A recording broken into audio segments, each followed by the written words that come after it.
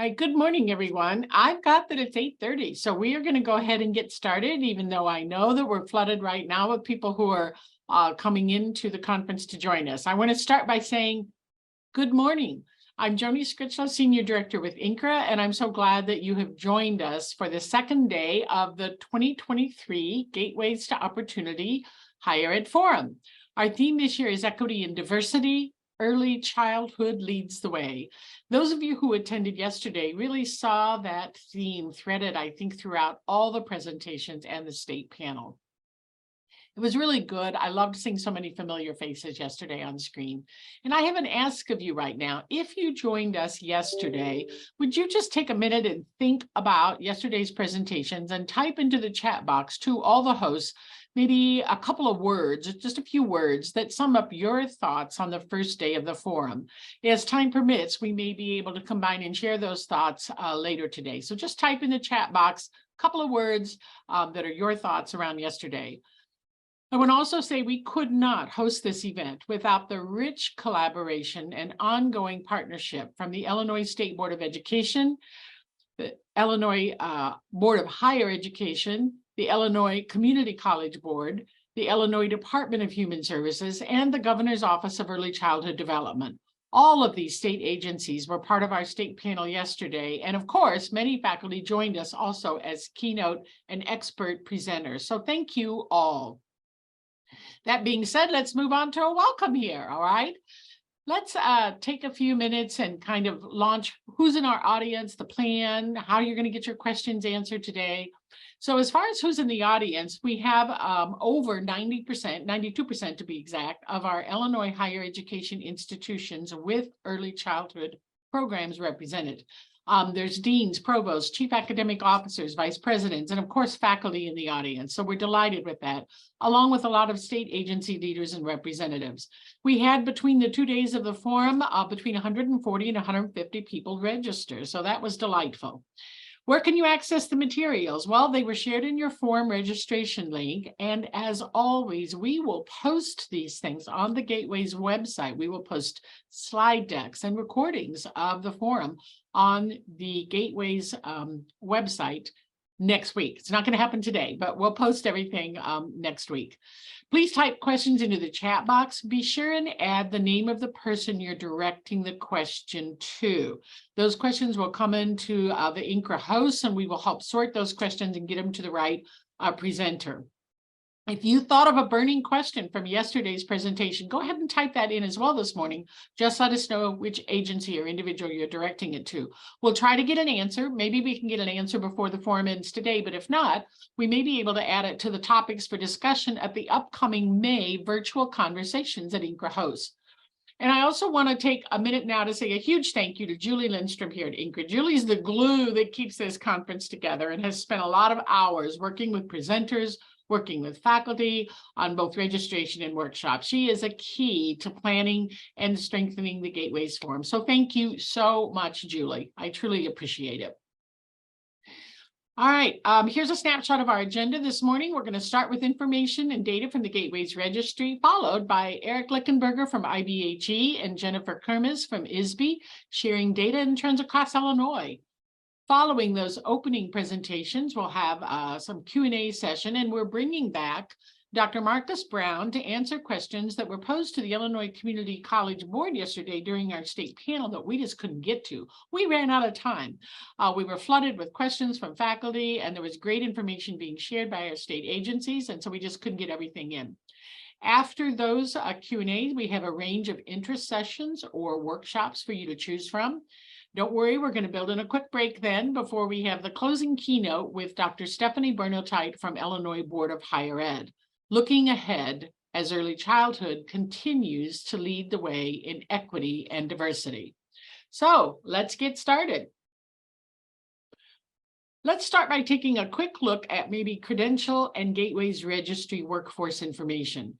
During the past fiscal year, INCRA received over 7,100 credential applications from about 6,000 different individuals. So the chart you're looking at here shows only applications for credentials that require college coursework. It does not include our level 1 training credentials.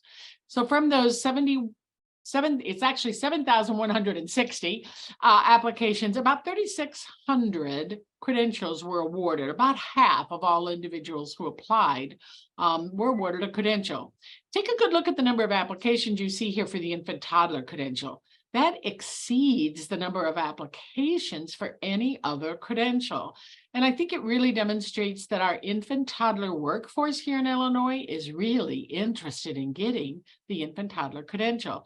I think this is a place of opportunity for you to consider as a higher ed institution. We really need more institutions who offer infant toddler specific courses. Now, I want to call out here, we don't need more birth to 3 necessarily embedded content only, because that has to already be embedded in your coursework that is designed for early childhood across the age range of birth to age 8. What we need is more specific infant toddler birth to 3 courses that can help lead to the infant toddler credential. Today, we have about 41 institutions that are ITC entitled, or that's about maybe a little less than, a little more than half. I guess it's about 55% of the potential institutions in the state. So there's opportunity here.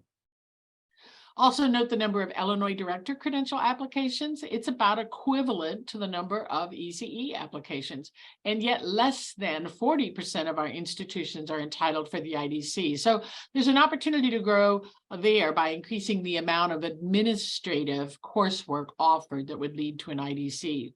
And then during the faculty showcase yesterday following lunch, we shared how groups of faculty have worked over the past 2 years to design and test competency-based education curriculum for the infant toddler credential, and how they've designed Illinois Director credential competency curriculum as well. And we shared with you how to access that. So that may help you as an institution if you decide to address some of these needs and add that coursework. Now let's take a look at just the ECE credential and focus in a little bit on credentials awarded. Julie, let's go to the next slide there. Starting in 4-year bands, you can see from 2012 to about 2015, we had around 5,600 ECE credentials awarded, again at levels 2 through 6, all levels requiring college coursework. We averaged about 1,400 credentials a year. Then from 2016 to 2019, we had 7,754 awarded credentials, or a little over 1,900 credentials awarded each year. And in our current 4-year span, if we assume the next 3 quarters, the rest of 2023 will hold steady and match our first 90 days of 2023, we will award, again, around 7,700 credentials, or over 1,900 credentials each of these years. So what I thought was we might see some COVID impact, if you will, in that last band, and a decrease in credentials awarded. So I was kind of surprised when we pulled this. Another measure, if we go to the next slide here, is to look at workforce attainment of credentials by key roles. So this slide gives us a snapshot of the progress made in 5 years from 2015 through 2020. That first pink bar shows where we were in 2015, what percentage of individuals in the workforce roles held a Gateway's ECE credential. Then the red bar shows comparative 2020 data. So the first segment of graphs here show in 2015, about 5% of our licensed program center administrators or directors held an ECE credential level 2 or higher. So again, this is with college coursework. That grew to almost 33% by 2020. Likewise, in that second segment of the graph, it shows that around 4% of our teachers working in licensed centers held an ECE credential at a level 2 or higher. And that grew to over 22% by 2020. So collectively, about a third of our administrator directors and almost 1 out of every 4.5 teachers held a Gateway's ECE credential level 2 or higher in 2020. That represents some significant growth there in 5 years. Now, the 2 graph segments on the right side of the chart do include the ECE level 1 training credential. So for assistant teachers in licensed settings, we went from 1.5% holding any level of an ECE credential in 2015 to 28% in 2020. And then the largest growth rate of all is seen for our family childcare owners, which increased from just over 1% holding any level of an ECE credential in 2015 to over 38% in 2020. So that's phenomenal growth. But again, I want to remind you for those two roles on the right, the ECE level 1 was included. Now let's look at, let's kind of add some more recent data and take a look at this chart again. So this is what we saw on the last slide, but now we've added a blue bar. That blue bar shows data as of March 2023. So what we can see is licensed center administrators, that first segment, have seen relatively little change. 32.6% of licensed administrators held an ECE credential in March 2020, and that compares to 32.7% 3 years later in March of 2023, kind of post-COVID. This kind of corresponds to other findings so that our licensed center administrator role experiences relatively little turnover in the state. Now, when we move to looking at licensed center teachers, there was a small drop. We go from 22.3% of licensed center teachers held a Gateway's ECE credential at a level that required college coursework in 2020, dropping to 20.4% in 2023. It is a small drop. It's a 1.9% difference, and it may or may not be significant, right? Now let's look at the licensed center assistant teachers on the right, and we see a bigger drop. In March of 2020, and remember, for this role and for family childcare coming up, the data includes all levels of the ECE credential. So for our licensed center teachers, 27.9% of the workforce held an ECE credential in 2015, and that dropped to 23% in March of 2023. 5% drop in 3 years, definitely more troubling. And then interesting, when you look at similar data on the family childcare owners in March 2020, including all levels of the ECE credential, about 38.3% of individuals had an ECE credential in 2020. When we look at March 2023, it goes up to 42.4%, or an increase of over 4%. We do not have data that specifically would account for why for all of these shifts. I think it's really good to see that the education level of our licensed center administrators and of our family childcare owners has remained stable or increased during this COVID era. But it's also disheartening to see a decrease of any magnitude for the roles of our licensed center teachers and our licensed center teacher assistants. We want to continue to track this and see if any trends emerge. So we can't talk about credentials awarded if I don't take 2 minutes here and also talk about the critical role that institutions play in this process. Every year at the forum, we try to run a list of the top credential producing higher education institutions. And the past few years, we've noted there's been a shift in the way institutions offer classes to students, in how they respond to the needs of students. And maybe that's why this year we've got some new institutions that have made the top listing. In alphabetical order, this represents a mix of our 2- and 4-year public and private institutions. But what they have in common is their students attain credentials at a high rate. So kudos to all of you whose institution is on this list. We truly couldn't do it without you. These are the top credential producers in the state alphabetically. Thank you, thank you, thank you. All right, we're fortunate to have a segment of our workforce that's bilingual. The roles most likely to have multilingual skill sets are found among individuals who work in licensed family childcare, like a family childcare owner or an assistant, or who work in licensed centers as assistant teachers. As noted here, 13% and 10% respectively of those holding those roles in our workforce self-report English as a second language. We shared some information yesterday about the Spanish ECE Credential Level 2 competency-based education curriculum that was designed and tested by faculty. And as we noted yesterday, INCRA will make that available to all interested institutions around the state. We really hope that institutions will be interested in offering Spanish curriculum to encourage our early childhood multilingual workforce into taking college courses.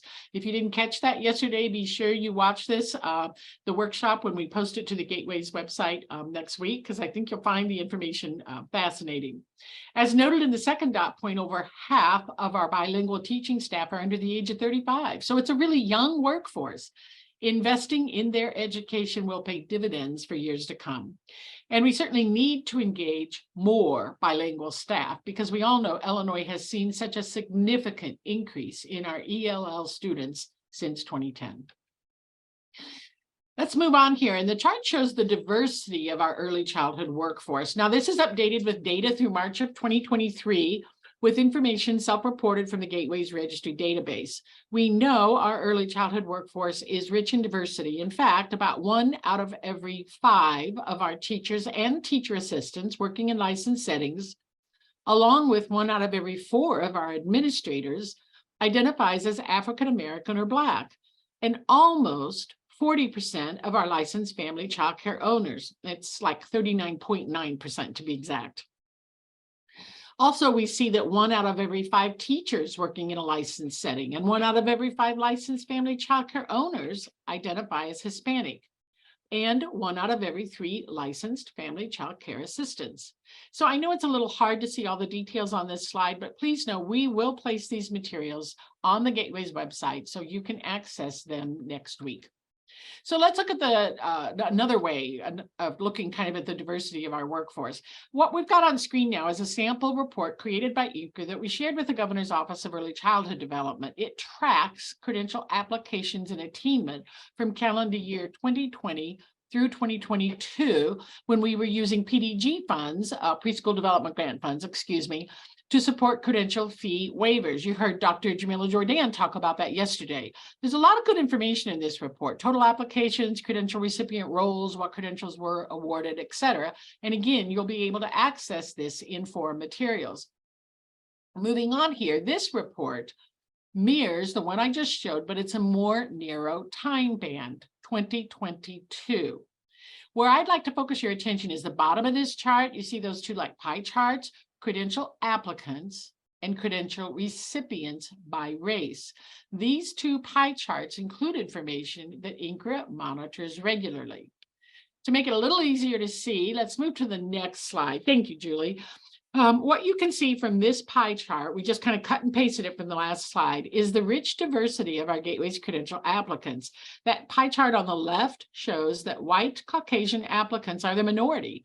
45% of credential applicants are white.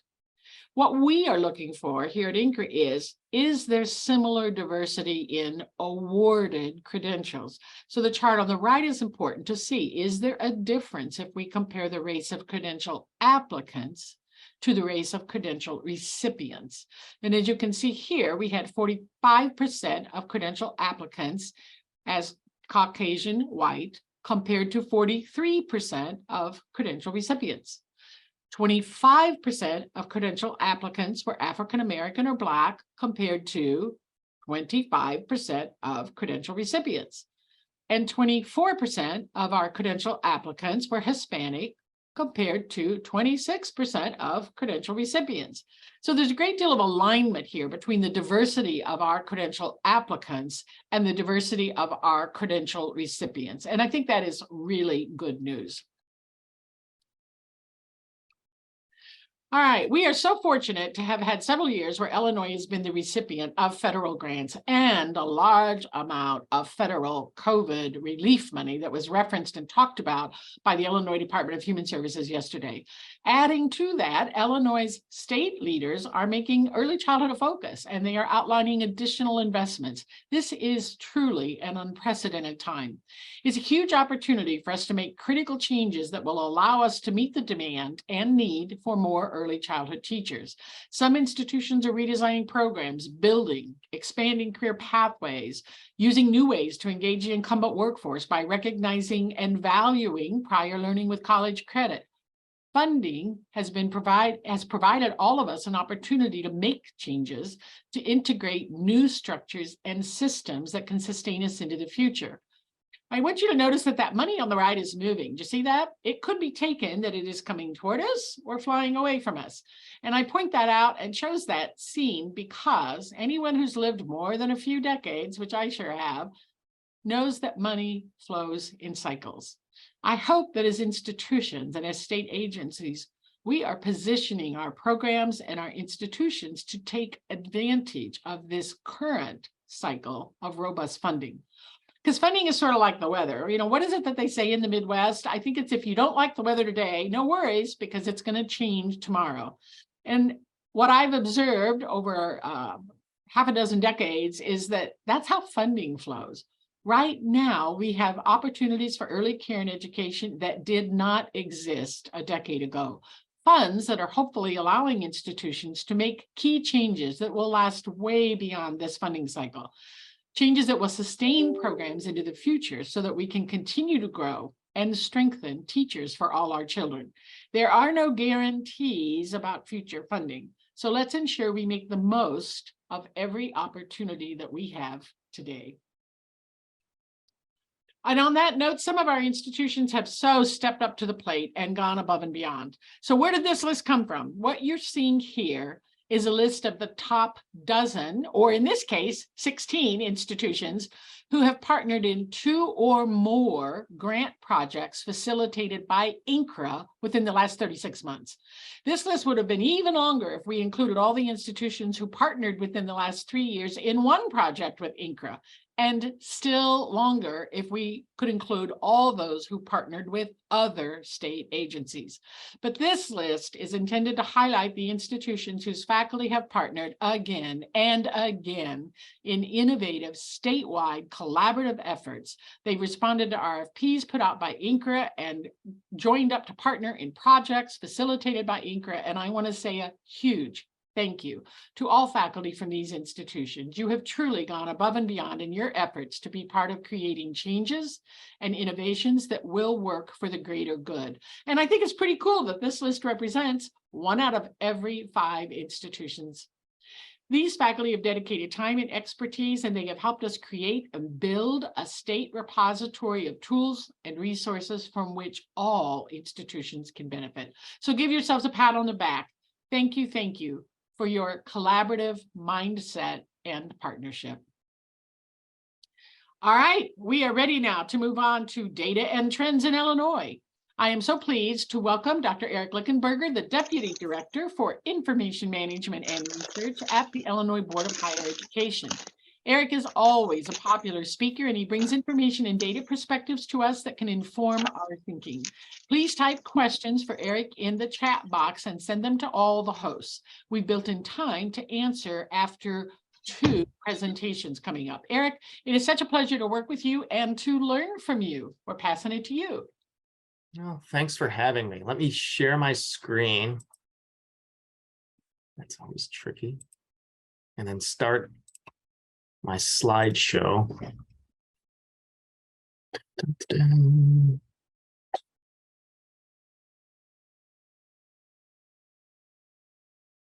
Give me 1 second. All right. Oh, good. It's not in, you guys can't see the presenter mode. Fantastic. So I woke up a little early today and I was somewhat anxious, not because of the presentation, but for some reason I thought I was supposed to be in Bloomington Normal for this meeting. But then I looked on my calendar and was quite relieved because it was just online. I think I'm getting my wires crossed because there's an ECACE meeting on Monday in Bloomington Normal. But I'm here today to talk about just some general higher education trends, and then I'll narrow the funnel down a little bit more and focus on early childhood. And this is all going to be specific to Illinois. Eric, do you want to switch your display settings? Oh, okay. Let me do that. That's what I was worried about.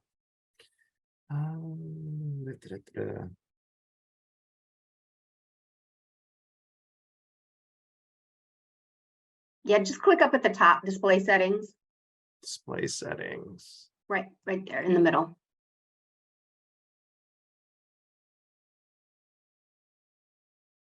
No, I don't see that. If you go to the far left, up at the top. Far left. One more to the right. Mute, stop video, participants chat. On your screen.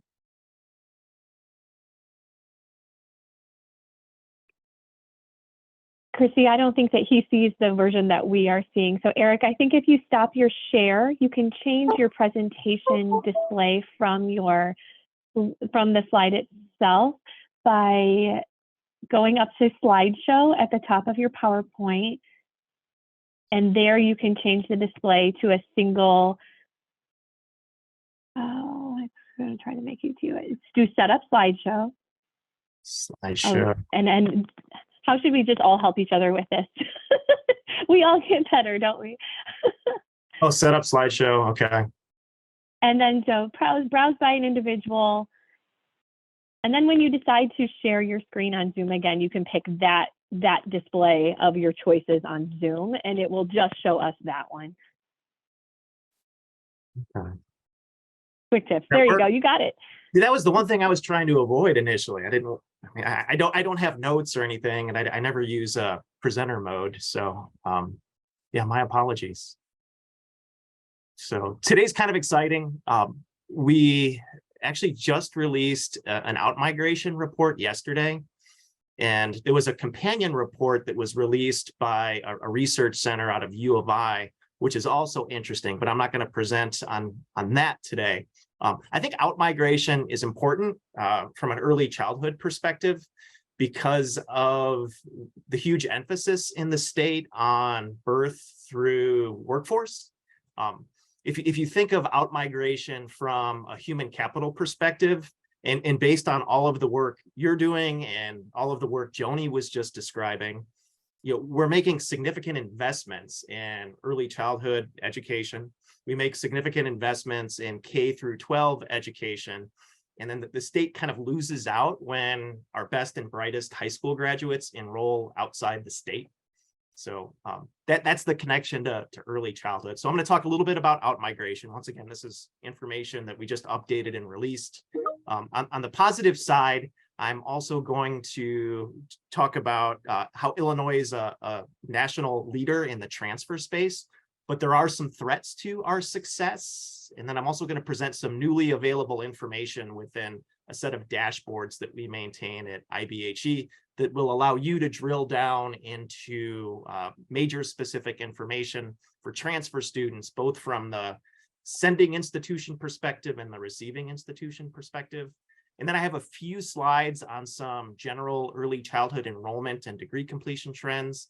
And then I have an exciting update about some of the work we're doing to meet the statutorily mandated reporting requirements for ECAs.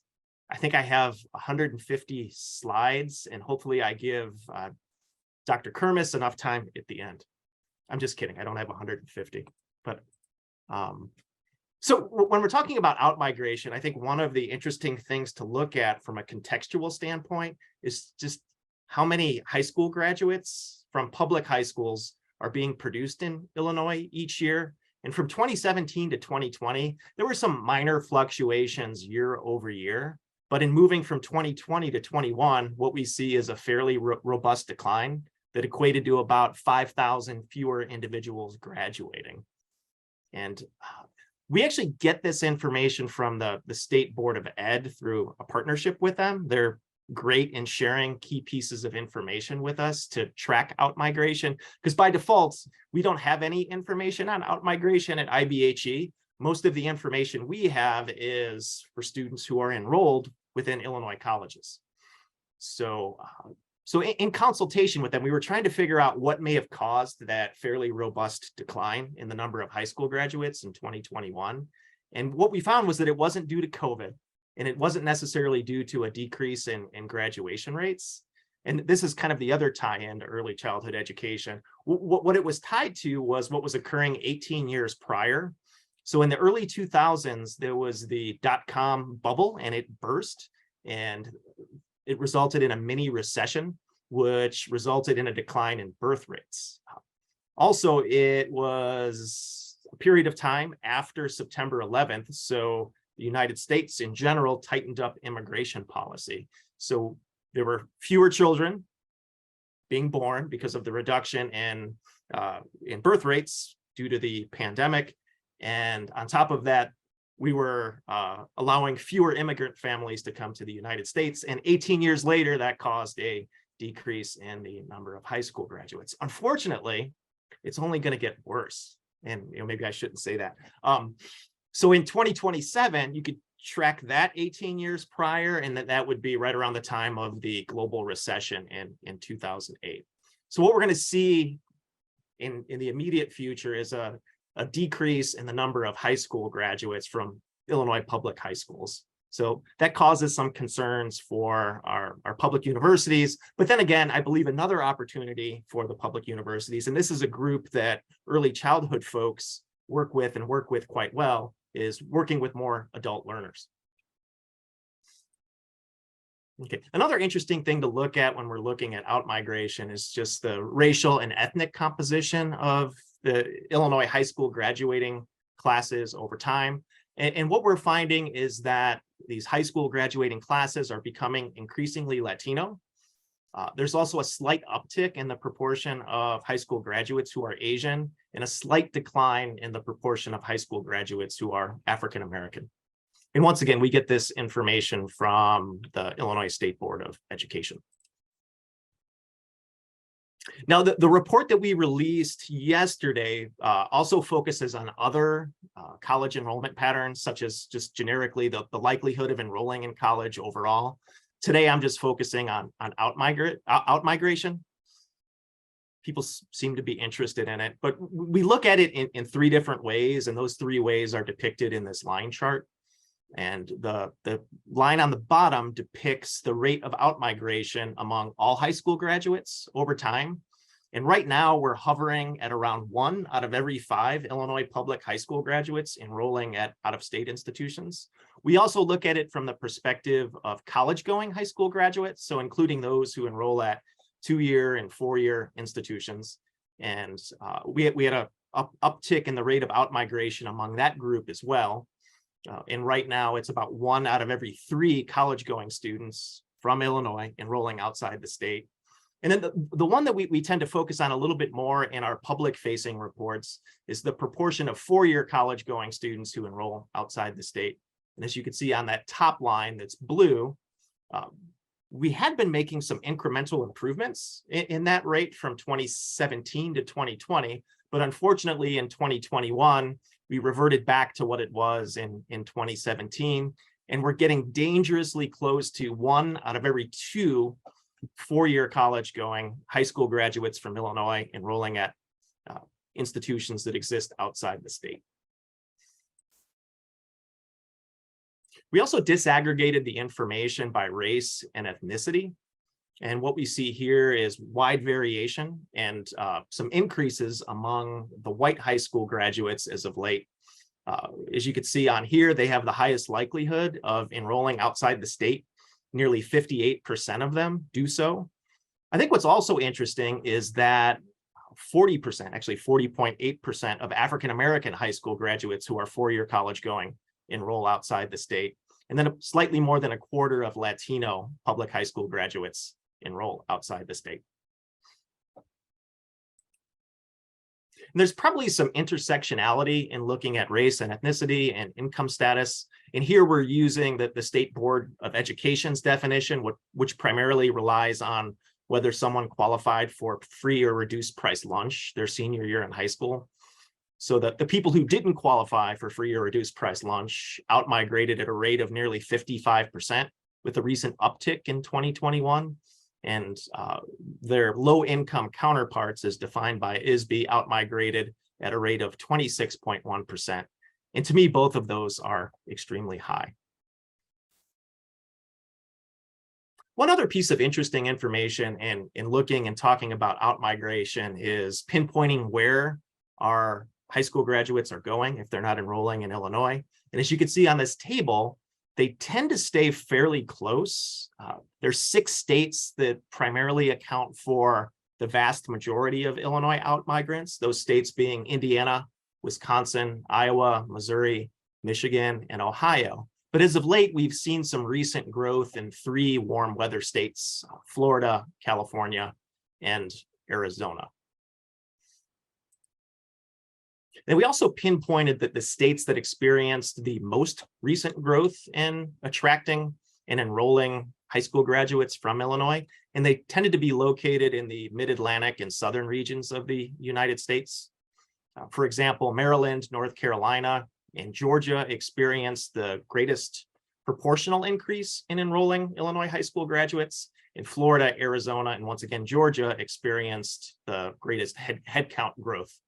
And once again, these numbers may seem kind of small, but we're looking at freshman enrollment only. Generally speaking, when we're presenting information on enrollment, we're usually looking at all enrollment or undergraduate enrollment or graduate enrollment, but this is specific to freshman enrollment. So if you can imagine these students who are enrolled as freshmen being retained or not, potentially to sophomore year, junior year, and senior year, there's a cascading and multiplication effect. So once again, these numbers may seem kind of small or insignificant, but when you think of the fact that freshmen become sophomores, sophomores become juniors, and so on, the numbers grow. Now, there's another source of information that we could use to look at the outmigration issue, and this wasn't included in the report. Another source of information is IPEDS, which is a national source, and they conduct a residence and migration survey every other year. So you could look at where all college freshmen are coming from across all of the colleges in all of the United States of America. And unfortunately, Illinois continues to be among the states with the greatest net loss of college freshmen. So right now we're losing about 20,000 freshmen. So what this calculation is doing, it's looking at college freshmen who are from Illinois relative to the freshmen from other states that Illinois institutions enroll. That's how they calculate the net. And in some of the public facing information that we put out, this tends to get focused on a little bit too.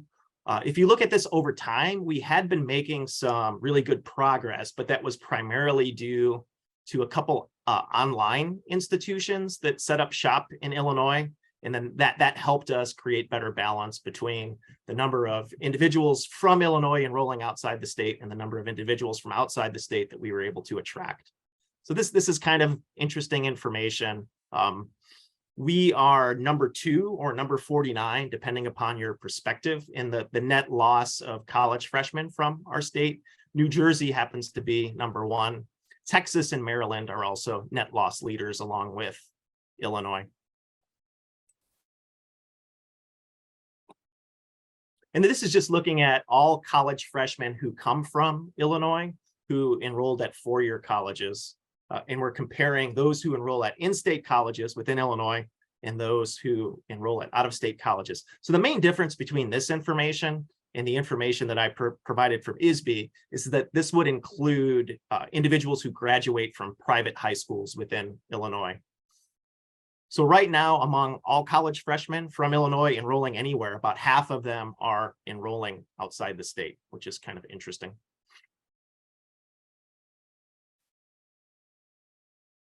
And then with the IPEDS information, you could actually drill down and look at the institutions in which Illinois outmigrants are enrolling. I don't think any of this is fairly surprising. A lot of Illinois outmigrants enroll at Big Ten or Big Ten-like institutions in neighboring states. There are also some private colleges that do a really good job of attracting high school graduates from Illinois. And I'm not going to go into this in much detail. It'll be available in the slide deck if you want to peruse it on your own. Okay, so that's kind of the bad news, but I also view outmigration as kind of an opportunity. I feel like there are lots of things we could do as a state to try to make our public universities and private colleges and community colleges more attractive.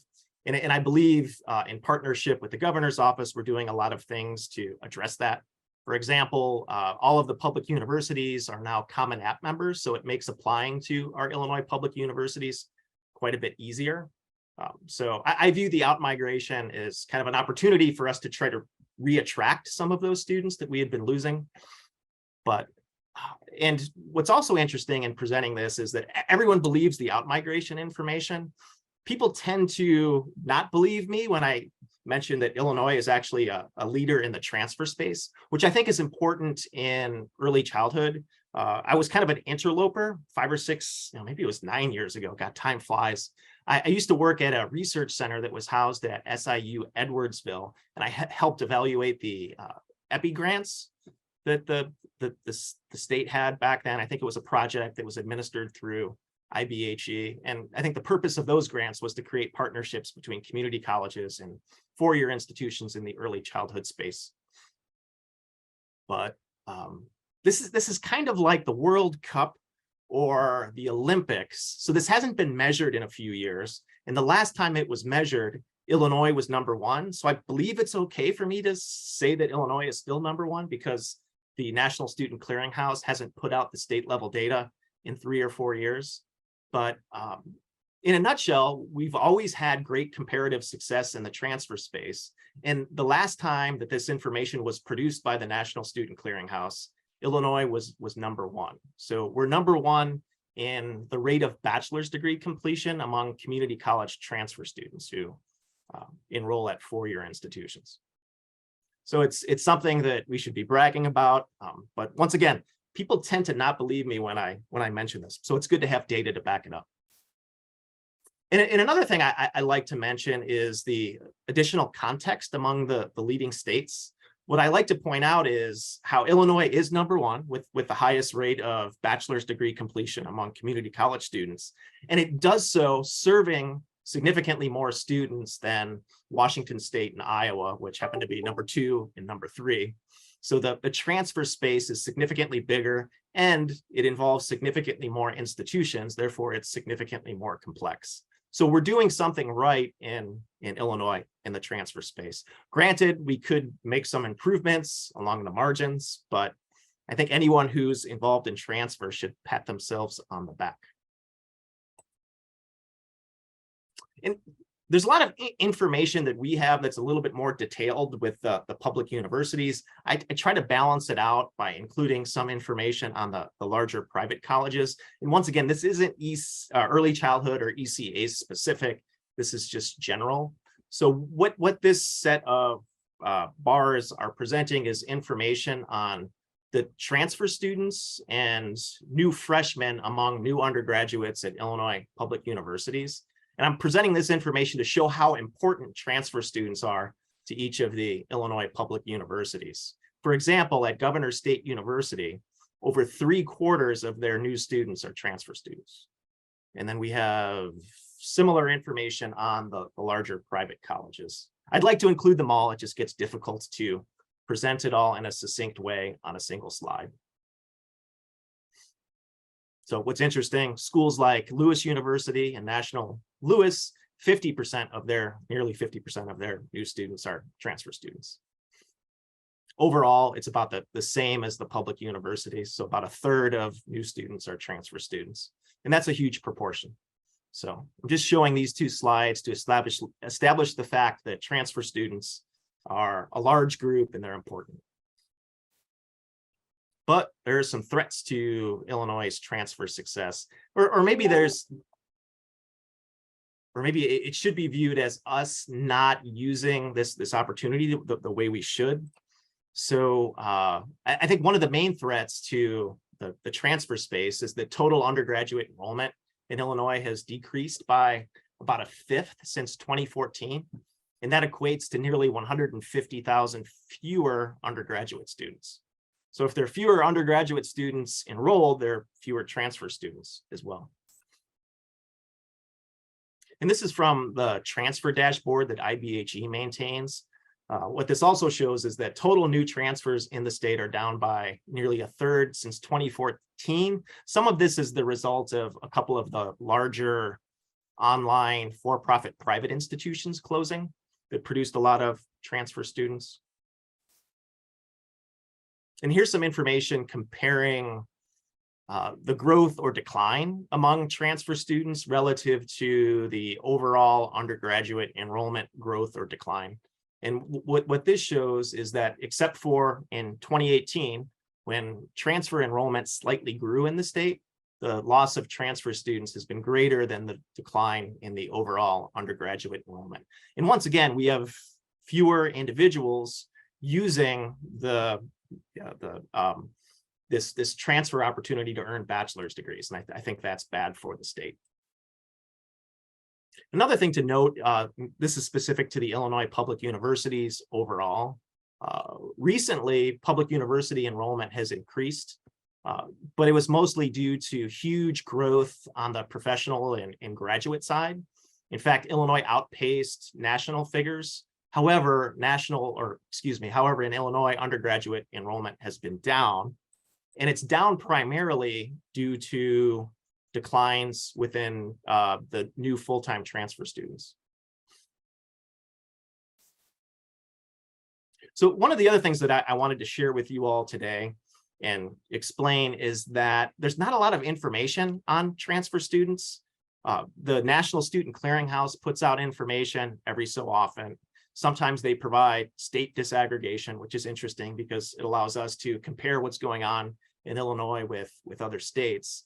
But what we've been doing at IBHE is taking student level data and creating transfer outcome measures that don't exist anywhere else. We have a retention measure, and we also have a class advancement measure that kind of parallels what we've been looking at for new college freshmen. We feel like these are important measures because they're leading indicators for graduation.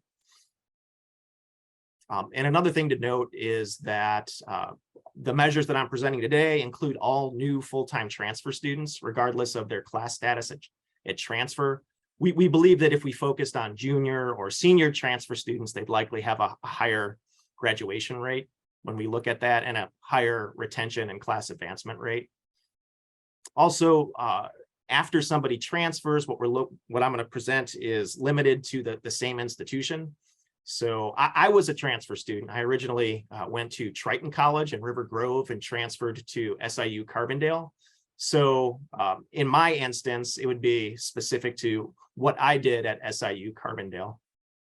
And these cohorts include individuals transferring from community colleges to other four-year institutions. And once again, this isn't early childhood specific. This is including all transfer students. I promise that in 5 or 6 slides, I'm going to start narrowing it down to the early childhood space. So in looking at retention, so we're focusing on transfer students who started and whether they were enrolled the fall semester of the next year. Class advancement is kind of a parallel measure. So if someone started as a junior, what we look to see is if they were still enrolled the next year and if they advanced to being a senior.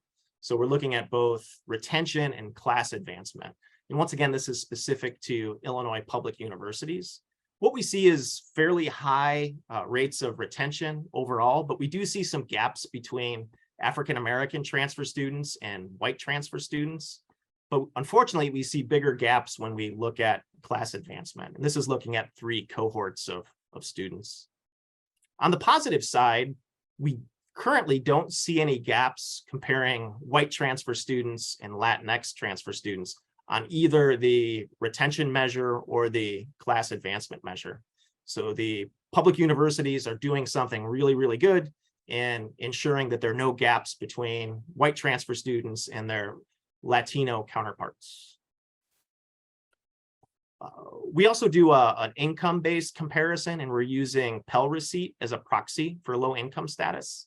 And there's a small gap between low-income students and their non-low income peers in terms of retention among transfer students, which is a good thing. And there's a slightly larger gap when we look at class advancement. We also calculated graduation rates 3 years after transfer. And once again, we're looking at all transfers. These would likely be higher if we looked at individuals who transferred in as juniors or seniors. Some of these individuals are transferring in as freshmen with a limited number of credit hours being accepted by their receiving institution. But what we're looking at is the transfer graduation rates at Illinois public universities. And there are some gaps, but on the positive side, all of the groups are graduating at higher rates than what was reported earlier by the National Student Clearinghouse. So once again, I think we need to make some improvements to ensure that African-American transfer students are completing at the same rate as white and Latinx transfer students. But overall, we're doing a lot better than what's occurring nationally. Okay, so for the past 4 or 5 years, IBHE has pulled in numerous data sources to create transfer dashboards.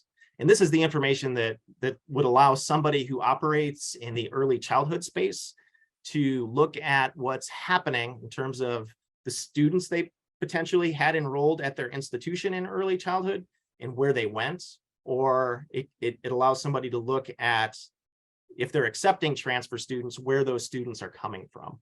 So it looks at the information from 2 different perspectives. And I included a link to the overall transfer dashboards here, but I think that the new set of dashboards that we created on academic majors would probably be of interest to early childhood faculty members and program directors, even if they're not involved in transfer directly. So here's just an example of some of the information that I pulled out for one of the years. So this is this is a list of the top receiving 4-year institutions of transfer students who enroll in early childhood programs. So it includes National Louis, Lewis University, Eastern Illinois University, and UIC. And once again, this is just 1 year of information, and it focuses on new transfer students only. The dashboard also provides a demographic breakdown of the students once you select their major.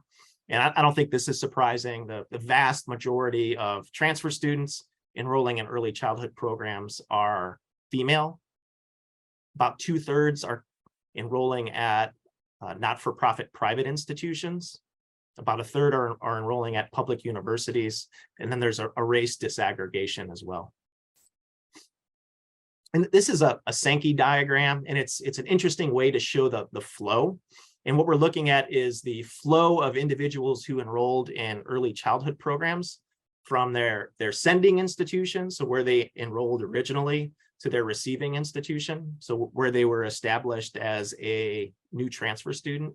And what this shows is that the community colleges are producing about 2/3 of the transfer students who end up in early childhood programs. And you can see the flow of the community college students to the independent not-for-profit institutions, including National Louis and Lewis, as well as the public universities. And if you look at the public universities, the community colleges account for the vast majority of the transfer students they're receiving who enroll in early childhood programs. And there's also some lateral transferring as well from community college to community college. And once again, you're free to go into the dashboard and analyze the data in any way you see fit. And if you have any suggestions for making improvements to any of the data visualizations, feel free to email me. We want this to be useful to the field. And to me, the field also includes faculty members. And there's also detailed directory information that gets at the interaction of the sending and receiving institution. So what this table is displaying is College of DuPage and where they send their early childhood students. And it also includes the counts by receiving institution and their specific majors at their receiving institution. So it shows the relationship between College of DuPage and National Louis and Elmhurst University, and then Moraine Valley and St. Xavier, Governor's State. I just picked out a sample of a couple of schools. So it kind of gets that transfer from both perspectives, and you have the ability to drill down into specific majors, which I think is kind of interesting. And once again, this is new transfers only, and it's just 1 year of information. And what we try to do at IBHE is to make everything downloadable. So if you aren't comfortable using our Tableau dashboards, you could pull it into Excel and create charts and graphics in Excel. And we have detailed instructions on doing that within our dashboard set. Okay, so the next thing I wanted to talk about was just some general patterns in early childhood enrollment and completion over the past few years. I believe I used 2014 as the base year, and we were able to track both enrollments and completions through 2021. And this is including undergraduate, post-bachelor's, and master's level early childhood enrollments and completions. I figured those 3 groups of students could lead to licensure or a Gateways credential. So what this shows is that we almost got back to where we were in 2014 and 2021. But on the positive side, we're producing significantly more degrees and certificates than we were in 2014. There was a dip. I'm assuming the dip could be related to the budget impasse or just demographic changes over time. But like I said, on the positive side, we're approximating the enrollments in early childhood programs in 2014, and we're moving in the right direction. There's a little bit of variation when we look at this information by sector. And the three main sectors within the early childhood space are the public universities, the community colleges, and the not-for-profit private institutions. And this is focusing on enrollment over time. And what we see here is a decline in community college enrollments. And this doesn't include early childhood students that might be a concentrator in a transfer program. This is just the community college students who have been identified as being in one of the zip codes for early childhood. There's been a slight uptick in early childhood enrollments at the Illinois public universities and much more significant growth at the independent, not-for-profit private colleges in Illinois. And a lot of that is due to recent growth at National Louis. And it's similar with completions. On the positive side, as I stated before, completions are at a recent high, but it's mostly due to increased completions at the Illinois public universities and at the independent, not-for-profit private colleges within Illinois. Okay, I also wanted to give you all a preview of what we're doing to get at some of the statutorily mandated reporting requirements for ECAs. I'm assuming a lot of you are involved in that work in some way, shape, or form. But what was difficult in meeting the reporting requirements is that us as agencies couldn't address the reporting requirements with existing data sources.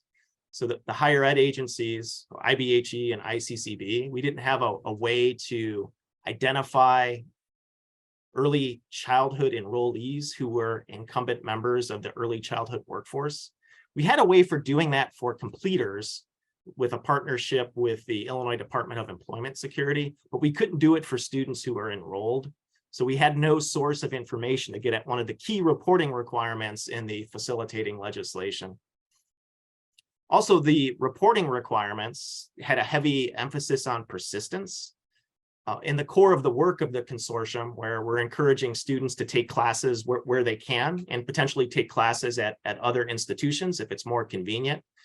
I think those two things highlighted the need for taking a more student-centered approach as opposed to some of the traditional institution-centered measures, which look at whether someone who started at an institution was retained at the same institution, and if someone who started at one institution graduated from that institution. So I think we needed to think of ways to break free from that mindset to better capture transfer students and to better capture some of the nonlinear enrollment patterns that we were encouraging through a lot of the consortium work. So after consulting with the project managers for ECAs, what we decided was that the Gateways Registry seemed to be the best way to get at incumbency status. They already had a process they established for verifying ECA scholarship eligibility with eligible position types. So we thought we could tap into what they already operationalized. So we engaged in a discussion with INCRA and DHS, and we're all entities that provide student level information to the Illinois longitudinal data system. So we eventually engaged in a discussion with the folks at NIU who run the centralized demographic data set administrator at the Center for Governmental Studies. So what we wanted to do essentially was to maximize the state agency data systems that already exist, but couldn't address all of the questions in isolation. And what we were hoping to do was to match and merge all of their information through Illinois longitudinal data system existing processes. So here's a graphic that kind of describes what we did. So we had IBHE and ICCB enrollment and completion data. We had ECA scholarship information, both for people who applied and for people who received the scholarship from the Illinois Student Assistance Commission. We used INCRA, essentially relying on the registry to get at employment history and whether they were in one of the eligible position types. And we have near-term plans to integrate information from ISB on paraprofessionals that might not be in the registry. And these were some of the quantitative reporting requirements that required this cross-agency data matching project. So essentially, we're required to report enrollment numbers in the fall and the spring. We opted to do it annually, once a year. And then at another point throughout the year, we're just going to report fall enrollment. We have to report retention rates. We need to report persistence, which suggests we need to go above and beyond looking at retention and degree completion at one's starting institution. By default, they wanted us to disaggregate the information by race, ethnicity, and income status. We also needed to include information on completions, and we thought that we could augment the completions that we record through the ECACE institutions with Gateways information as well. We also need to report on employer type and years worked. And the thing that made this all difficult was having to report the information overall and by early childhood workforce incumbency status. So I mentioned that we worked with the centralized demographic data set administrator at NIU. So they handled the matching and the automation of the reporting in partnership with IBHE, ICCB, ISAC, and INCRA and DHS. But it should also be noted that the project leads at both IBHE and ICCB were very good thought partners on this. So the CDDA is housed at the Northern Illinois University's Center for Governmental Studies. They've been doing this work since 2015, so it's approximating a decade. So that the CDDA is supported by all of the state agencies who participate in the Illinois Longitudinal Data System, including the State Board of Ed, Community College Board, IBHE, the Department of Commerce and Economic Opportunity, DHS, ISAC, IDES, and DCFS. And since 2015, so since they began matching all of the agencies' data together, they've provided identity resolution for nearly 217 million records that represent over 21 million individuals who touched one or more of the Illinois Longitudinal Data System agencies. So they do really good work, and we wanted to use them in this project because they already had experience in matching individuals across data sets. So the work that they do did that. In fact, they facilitate matching across disparate data sets from different state agencies. And the core thing they produce is a single ID that can be used for research across agencies. And the great thing is, once an agency gets that ID back, they no longer have to share any personally identifiable information. So once we have that ID, we could use that ID to match to ICCB records and match to ISAC records and match to Gateways records without having to reshare or redisclose names, dates of birth, or social security numbers. So it helps eliminate risk. And by default, the work that they do at the CDDA helps support longitudinal research and data analysis.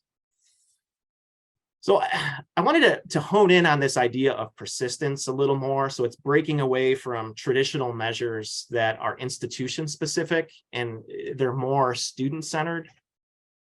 And the reason why we wanted to do that, and I wanted to describe it today, because nonlinear persistence and completion patterns are becoming more common. In fact, they were fairly common 2 decades ago when I did some similar research when I was at the Illinois Education Research Council at SIUE.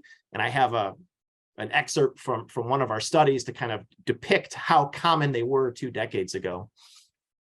So as I stated before, traditional measures that get at retention and graduation rates haven't really kept up, and they focus on first-time, full-time undergraduate students who tend to be freshmen. So it misses those 2 main measures that are used for institutional efficiency, They miss any transfer students. A lot of times they're missing part-time students too. So it's missing the core group of students that are being served in the ECACE project. Also, another thing to note is that a stop out or someone who drops out from the perspective of one institution is often considered a new transfer student from the perspective of a receiving institution. So we needed to think of a way to view that student more systematically across institutions, which is what the matching project with NIU allowed us to do. And what we found in matching, I think we used academic year 2019-2020 as our baseline, and we tracked about 7,000 students. What we found was that there were 150 students who were enrolled at more than one ECACE member institution during the same academic year. And there's some different enrollment patterns that are identified in the research. You could be enrolled at 2 institutions at the same time. I know that some individuals will take a Gateways or a Weed Out course at a community college when they're enrolled at a 4-year institution. I think my sister struggled with calculus and she needed it for her business degree. So she was enrolled at ISU and she took it at Heartland. She didn't do well at Heartland. And then over the summer, she took it at Triton College and eventually passed it. So that's an example of a concurrent enrollment pattern. There are also traditional reverse transfers. So these are individuals who initially enroll at a 4-year college who transfer to a community college. Then we have lateral transfers. So going from a community college to another community college or a 4-year to another 4-year. And vertical transfers are community college students enrolling at 4-year institutions. And then there's another group called summer sessioners. And these are typically individuals who enroll at 4-year colleges that utilize the community colleges over the summer. So I just wanted to share this with you all. And if you all want to guess, so I did a fairly detailed analysis of the Illinois high school graduating class of 2003. And I focused on the individuals who initially enrolled at a 4-year institution the fall semester after high school graduation. And if you guys want to type your guess in the chat. So if you had to guess how many or what percentage of those students, so what percentage of those students enrolled at a community college for at least one semester during a 7-year tracking period. So focusing on individuals enrolling initially at 4-year colleges, how many of them enrolled at a community college for at least one semester within 7 years of initially enrolling at that 4-year college? If anyone wants to guess, it's a nice even number, and it's actually fairly surprising. And it kind of gets at the examples of transfer patterns that I just described. Well, here it is. I'll just blurt it out. It's half. So half of those students who initially enrolled at a 4-year institution by the end of a 7-year tracking period had enrolled at a community college for at least one semester. So this is just a prime example of how enrollment isn't necessarily linear. And I think with the core group of individuals that we're attempting to serve in early childhood, I think their enrollment patterns are going to be even less linear, where they're enrolling at one institution and staying at the same institution throughout their undergraduate academic careers. And this is my last slide, and I will yield the floor to Jen. And Jen, I apologize if I spoke too long, but these are next steps for our ECACE reporting. We actually just received some of the final reports this morning. So we're in the process of finalizing and getting ready to release our first annual report. It should happen later in the spring. I think we were hoping to have it today and to present at the ECACE meeting on Monday. Unfortunately, that didn't happen. In the near-term future, we hope to integrate information from the State Board of Ed on paraprofessionals.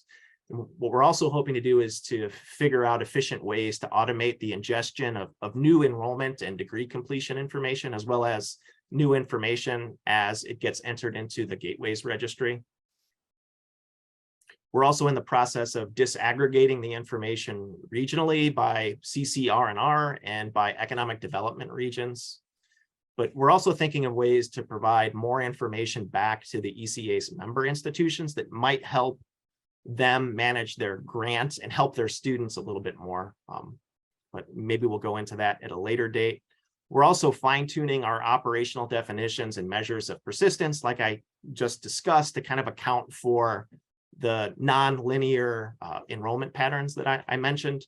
We've been having great discussions with the folks at NIU to drill down into that so we could account for students who start at one ECASE member institution and graduate from another. And then we're also in the early stages of figuring out what we're going to present that would focus on the fall of academic year 2022-23. And that report should be available in late summer or early fall. So there's a bunch of exciting work going on. It also depicts how all of the agencies are partnering together to help out in this space, in this important endeavor. And without further ado, Joni, am I yielding the floor back to you, and you're going to introduce Dr. Kermes? Yes, is that okay? Yeah, sure. Perfect. Thank you so much, Eric. That is always, it's so informative. I always learn so much. We've gotten a few questions, and I've been typing and forwarding those kind of in the chat box to you. So you can take a look at those now while we introduce Jennifer here. So Dr. Jennifer Kermes is the Deputy Director of Teaching and Learning at Illinois State Board of Education. Jennifer's leading state level work to help combine data sets. Think about what Eric just shared here, right? That'll let us have a better picture and information about our workforce. We need a more comprehensive picture, if you will, and accurate information that goes across all sectors. It's really key to informing our decisions in Illinois. And Jennifer's focus and passion is on achieving educational justice. There's a lot more details in both Eric and Jennifer's bios and meeting materials that were shared earlier. We are not reading bios as we introduce various speakers. Please access that information yourselves, if you will. So Jennifer, we'll pass it to you. Thank you. Thanks, Joni. And somebody remind me that next time I get an email from Joni asking if I want to just say a few words right after Eric, just somebody remind me that that's not a good plan for me. So I don't have slides. I'm really just going to give a little bit of supplemental information really about a project that is just taking shape. And so that's why I don't have anything visual to share yet, but we did just want to take this opportunity to sort of take a look forward at what might be available in the coming years.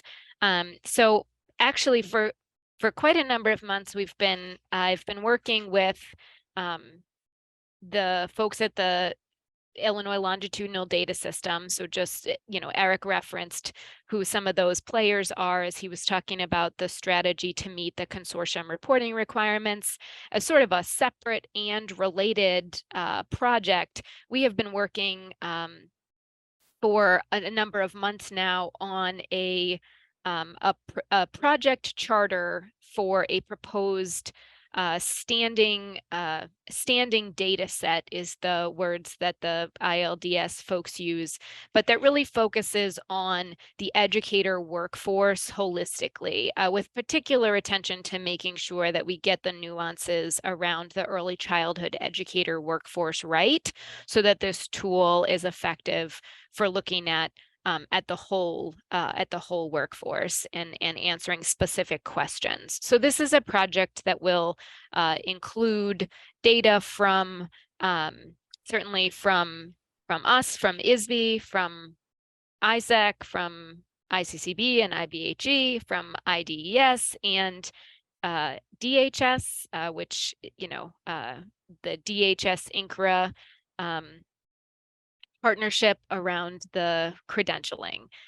So we want to bring all those data together as part of one comprehensive and longitudinal data set that can then be accessed, by researchers from across the state to answer some key questions that we're just not able to answer as well as we would like to yet.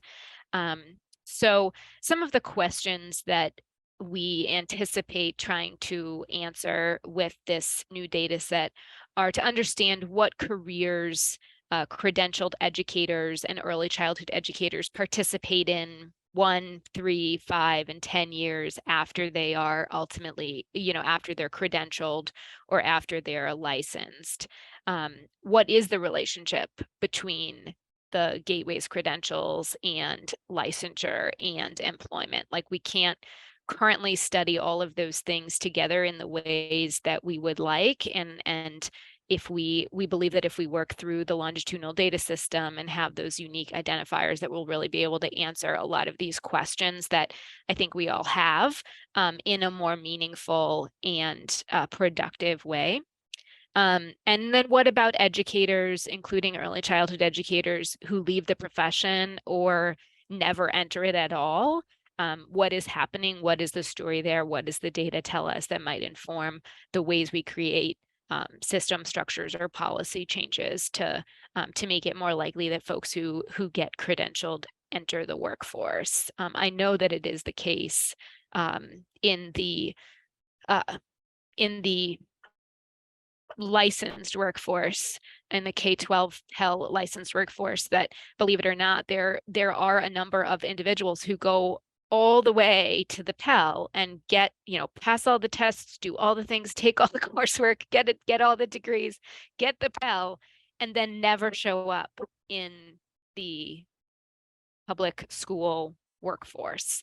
And so and it doesn't happen equally across racial and ethnic groups. A disproportionate number of people of color go all the way through and get that license and then don't show up when we collect employment data from schools and districts.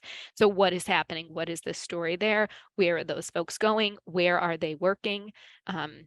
Is it that a number of them are in early childhood settings that, aren't associated with public schools, and so the data is somewhere and we just don't have it? Is it that they're going into other fields? Are there other things that we can understand, again, to inform supports, inform policies that will be more supportive of a diverse and strong workforce in early childhood and in K-12 education as well? And then, if we do know what professions people are entering, what are the characteristics of these professions? Is it about location? Is it about compensation? Is it about type of work? What can we learn about where folks are going? So that's just a sense of the project that we've been working on and having conversations about. It's been kind of a long process with a lot of eyes on this charter, because if we're going to do something like this, then we want to make sure we get it right for all the folks who might want to use it. And so, certainly we've been talking to Eric, talking to other similarly positioned colleagues at the different agencies, talking to stakeholder groups to get feedback on it. And I think that we're on track to bring this proposal to the ILDS governing board coming up in just a few months here. So we're really at this point trying to finalize it, trying to get approval to move forward, trying to ensure that we have adequate funding and systems in place to support its development, and the appropriate data share agreements and sort of data specifics will sort of follow from there. So we're really excited to pull this data set together to begin to try to answer some of these questions that we have a lot of anecdotal evidence, but we don't have like a full statewide system of really understanding these things, at a state level or at a regional level, with a robust and comprehensive data set. So that's the update on the ILDS Educator and Early Childhood Educator Workforce Data Set Proposal. The title is so long, I have to read it off of the paper. So feel free, anyone in the chat box, to suggest a better title that we can all say without reading from the paper. And then I was also asked, I know you heard from my colleague, Dr. Helfer, yesterday around a number of ISB updates. At least I think that you did. Yeah, somebody nod and tell me if I'm right. Okay, good. Jonah gave me a thumbs up. I'm like, I think it was the same group. One thing that I was specifically asked to touch on today that I don't think he touched on yesterday was around this, what we've been hearing a lot about in terms of the early childhood block grant deserts. And so just a little bit of information about those early, the preschool deserts that you've been hearing a lot about, especially in sort of the context of the governor's budget request.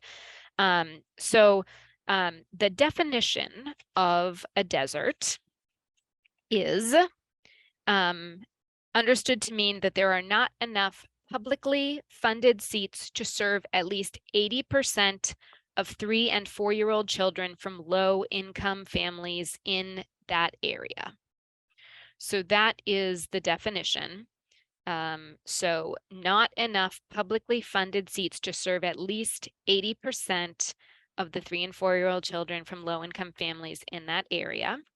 The data sets that were used to identify the deserts are the Early Childhood Asset Map, census data, and Early Childhood Block Grant data. And there is a list of the actual deserts available on our website. And so it's the page that's at isb.net/ECBG. I can put it in the chat on my end. I'm not sure if you all can see it, but I'm sure somebody can make sure that you can see it if you would like information about that. And then the last thing I'm going to share is that just yesterday I was asked to take a look at, do we have any data around licensure program completers in early childhood specifically? So this is over time.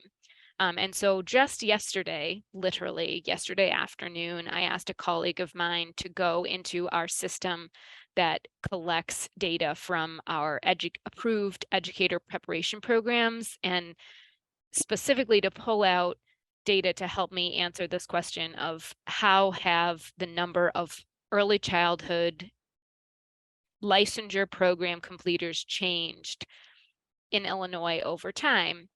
And I haven't even had time to make it into a graph yet, but that is coming. I will probably do that later today. Sorry that I didn't have time to do it before this, and I can share it with you all. But I think it's, given that I don't have a visual, it's best understood if I just tell you that in 2015, there were 308 early childhood licensure program completers in Illinois. And in 2021, there were 607. So over that period of time, the number nearly doubled. And it did consistently increase every year in between there. The 2022 data is not finalized, and so I'm not able to share that right now. But I do just think, in terms of thinking about, supply and demand, like at the highest level, certainly that is not nearly enough completers to meet our needs, but at least, in a world where lots of things are trending in the wrong direction, this is at least trending in the right direction. And so I just wanted to share that as well. And that's all I have. Thank you so much, Jennifer. I really appreciate that. So we've got a few minutes here to build in. Eric, I saw you were responding to some questions in the chat box, and Jennifer, we're monitoring to see if some questions are coming to you. We've got about 5 to 10 minutes here to take questions, to answer those. So we'll keep looking at the chat box. Eric, do you want to start, since you've had a little time to think here while Jennifer was speaking, to kind of call out some of the questions you received? Yeah, it looked like the first question was inquiring why we didn't include part-time students in some of our measures. And we primarily didn't do that because of class advancement and completion. With part-time students, by default, they're less likely to advance in class status, and we didn't have enough years of completion information to adequately track part-time students and allow them enough time to complete.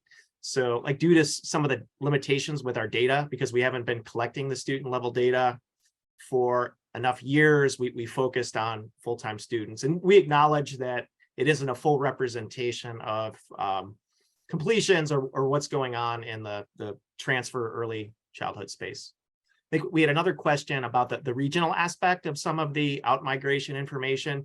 We do have the information by regional office of education, and there are some interesting patterns there, but I haven't figured out a succinct way to include that in the written report. Maybe if we made like an interactive set of graphics that we could put in Tableau, we could include that. But what's interesting is that out-migration isn't just limited to Chicago or the Chicago suburbs. We found that the ROEs around Galena, so that the northwestern part of the state, I think that's like Stevenson County, Joe Daviess County, and Winnebago, they actually, like the students there actually had the highest rate of out-migration, and it was over 90%. So 90% of the four-year college-going students from the northwestern corner of the state were enrolling outside the state. There was another question about the programs that we included in our query. And yeah, we did include early childhood special ed programs, along with the traditional early childhood programs and the early childhood programs within family and consumer science. I think those were the three questions for me. Thank you, Eric. And does anyone have a question that was not addressed? Let's go ahead and kind of pop that in there for a minute. And are there any questions for Jennifer? So you guys did a great job sharing such wonderful range of information. And again, I always find it fascinating, right? I always learn something new when you present, Eric and Jennifer. I really appreciate the fact, as both you and Eric alluded to, the combination of data sets around the state and how much richer and more informed that's going to make our information moving forward, right? Such a critical piece. I have a couple notes here in the chat about individuals with Pels working in community-based settings. And so I think I must not have articulated that clearly. So we do actually collect in our employment data system, employment data for individuals who are employed even in community-based settings that are funded through ISB. So either through through Preschool for All or Preschool for All expansion. And so we do have those data. We also have a data sharing agreement with IDES, with the Department of Employment Security, to do matching on candidates who are completers with the Pell who might work in community-based settings. So we do have that in place already. And so when I say that I have questions about folks who are getting the Pell and not showing up in the workforce, I am speaking even beyond those who do not work in community-based early childhood settings. There are still there is still a leak in the pipeline at that place, and there is a leak for many other endorsement areas as well that don't have the kind of robust ecosystem of community-based workplaces in the way that early childhood educators do.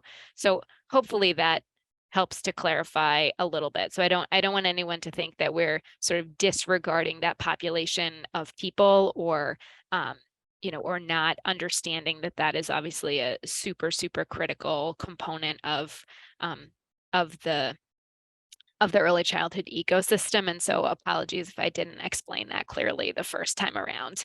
I'm saying even beyond that. Perfect. All right.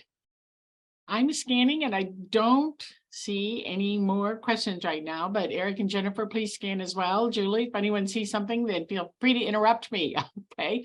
Otherwise, I'm going to say thank you to both of you again for your presentations, your information. We will post this on the Gateway's website so that you can look at some of those, both slide decks from Eric and then or hear what was shared at a later date. All right. So thank you very much. Thanks, everybody. All right. Now I'd like to take a second and we're going to move to Dr. Marcus Brown. Julie, I think we've got another slide coming up here. We are so delighted that Marcus has agreed to come back to us today. As many of you know, Marcus did a wonderful job in sharing during the state panel from Illinois Community College Board, and he demonstrated his flexibility in agreeing to come back today to address or answer some of the questions that were submitted to ICCB. We ran out of time. All of our state panel speakers used every minute of their allotted time, and we had a lot of questions that came in for ISB and other partners in our state agencies, and we just couldn't get to everyone. So Marcus, he is the Deputy Director for Academic Affairs and Student Success at the Illinois Community College Board. And Marcus, I really can't thank you enough for your willingness to come today to answer some of those questions that faculty shared yesterday. I know we're taking 2 chunks out of your schedule. So welcome back and thanks again. Marcus? Well, no problem. No problem. Thank you. And I hope everybody can hear me. So, oh, good. So I will try to take on, there were plenty of questions for me, and unfortunately, I can't dodge probably most of them. So I'll just try to answer them all as best I can. I do want to address one of the first questions was really around specifics that I could maybe share around apprenticeship projects proposed by ICCB for the field of ECE and how community college can participate in planning or other ideas for apprenticeships, given some of the national models where apprenticeships are offered within AAS degrees or CTE. Or any specifics, any space for apprenticeship work in the ECACE work. And I'll start by saying that the early childhood apprenticeship projects are really those of DHS, not of ICCB, although more broadly, ICCB does in fact support apprenticeship work and where that can be integrated in CTE degrees or across the curriculum. So there's certainly space for that around whether that's an internship, an integrated internship, field experience, or a formal apprenticeship program. We certainly would support that. There are a number of models that we at ICCB over the span of those have as examples. So everything from our CAPIT program, which is a Department of Labor program centered around IT, to a number of those other formal apprenticeship programs, or where folks have integrated those into their AAS degree programs, or tried to partner with some local industries in terms of providing integrated experience. We certainly would support that particular model. So in that regard, I think there could be space to consider how that might be useful in the ECACE work or in early childhood, but the formal project for early childhood apprenticeships is actually that of DHS and not of ICCB. So that's the first question that we had around that. And happy if there are other sort of follow-ups, I'm happy to try to address those as well. The next question, and again, I mentioned yesterday my age, and so I'm taking my glasses as I go. It's really centered around criteria for teaching qualifications for dual credit, and really sort of dug into that. The hiring guidelines for adjunct faculty are the same whether you're at the high school or at the college, and there are some typical qualification differences for 1.2 courses. So really the long of that is trying to address the inconsistency across colleges and the pushback that they are receiving from high school faculty centered in dual credit. So I'm going to try to take this on. This actually is a fairly long and perhaps intense question. So I'll start by saying for ICCB, there are two sort of major categories of classes regarding credit, and many of you know that. One is what we call 1.1 classes or transfer courses, which fall right in line with HLC requirements. So the master's degree in the discipline or the master's degree plus 18 hours in the content area and that's being taught. That's consistent whether you are a dual credit faculty member or a college faculty member or whatnot. There are some variations though in what we call 1.2 courses or technical courses. And that can vary some by what that discipline is. Foundationally, it's 2,000 hours plus the work experience plus the appropriate credential in that particular field. So that can vary some more by discipline by the field than should vary by college to college, but that there can be some variation there. So I think part of the discrepancy that happens is really centered around sort of those changes that may happen in one area versus another, one college versus another. So one college says, for example, if you're teaching welding, we'll take an AAS degree in welding plus your experience, and that's appropriate. Another college might say, well, we'll take, your national certification around a particular discipline and your 2,000 hours. So we see a little bit more variability in that regard, but less in the 1.1 or what we call transfer courses. Those are fairly standard and are kept standard for that reason. The complication for dual credit in particular comes around what's in the Dual Credit Quality Act for Illinois, which differs some from what the HLC requirements allow for today. And I'm going to asterisk that and then come back to that. So part of that problem is the Dual Credit Quality Act allows for dual credit faculty, particularly those high school faculty who have certain foundational work, to be able to apply for a professional development plan with the college they intend to teach those courses and be approved for that. on the pathway toward gaining those appropriate credentials. So it's not to say that they don't have to have those credentials, but the Dual Credit Quality Act gives them a parameter, the professional development plan, in which they can gain those along an approved pathway. So when faculty apply for that, the current conditions allow for those folks who have a master's degree with at least 9 hours in the content area, or who are looking to become appropriately credentialed in the CTE areas. The update from last year eliminated those folks who had the bachelor's degrees, but had the 18 hours of content already. So they had to have bachelor's degrees, enrolled in master's programs, and have the 18 hours of content already. So it eliminated those from those. So it maintained the other two areas, those who have a master's degree with 9 credit hours, or those who were looking for to gain the appropriate credentialing around career and technical coursework. So part of the conflict around dual credit courses comes from what's allowed in the Dual Credit Quality Act, which is an Illinois law, different from what's required from HLC.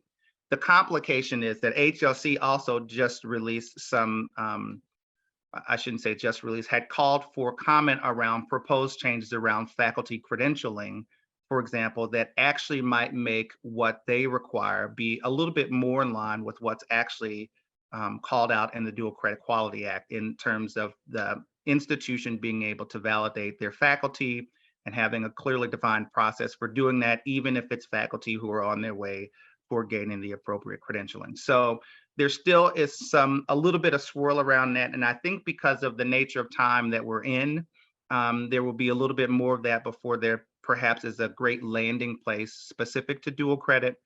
But having said that, what we say is that for transfer level faculty, you need to maintain that the master's degree in the discipline and/or the master's degree plus the 18 content hours is the standard. And so if someone is not meeting that standard, then they should have in place a professional development plan, if it's approved by the college, in order to demonstrate that they are both on the pathway to gaining those credentials, and that there is an approval, a reasonable approval of that, that gets them there in a reasonable amount of time. The law, the act calls for them having up to 3 years to complete that. And then it sunsets in 2025, so that the final ability for folks to apply for that particular professional development plan is January 1st, 2025. Those plans, though, do need to be submitted to ISBE and also be communicated to ICCB in that regard, but for the law itself. And I say that because the law specifies that that's where the bulk of dual credit happens, is in the community college system, but it also does not exempt public universities. So if you're at a public university, the law covers you as well, and provides for that same sort of framework and reporting requirements as well. So there are requirements for reporting for university faculty as well. I know that's a lot for that question. I do want to say, as we think about the implications for AAS transfer and what that looks like, and how that means, there could be some implications from that. Certainly, as we think about how we continue to do outreach and provide support for dual credit students, for potential dual credit students in the high schools, particularly as I mentioned yesterday, in some of the rural areas where access is already limited by the number of qualified faculty out there. These are all considerations that we are going to have to continue to consider. In light of that, I do know that we continue to have conversations both between ISB, IBHE, and ICCB around making sure that we can make very clear and consistent what the standards are and how folks can arrive at those standards and document those standards if they're not there to begin with. So certainly still lots of work to be done in the dual credit space, but as of today, the requirements are what they are. They are what you have always thought they are, but there are pathways for how folks might be able to achieve those along the way. Some exempted in the Dual Credit Quality Act, and again, some as HLC is thinking about how institutions validate their own faculty members as well.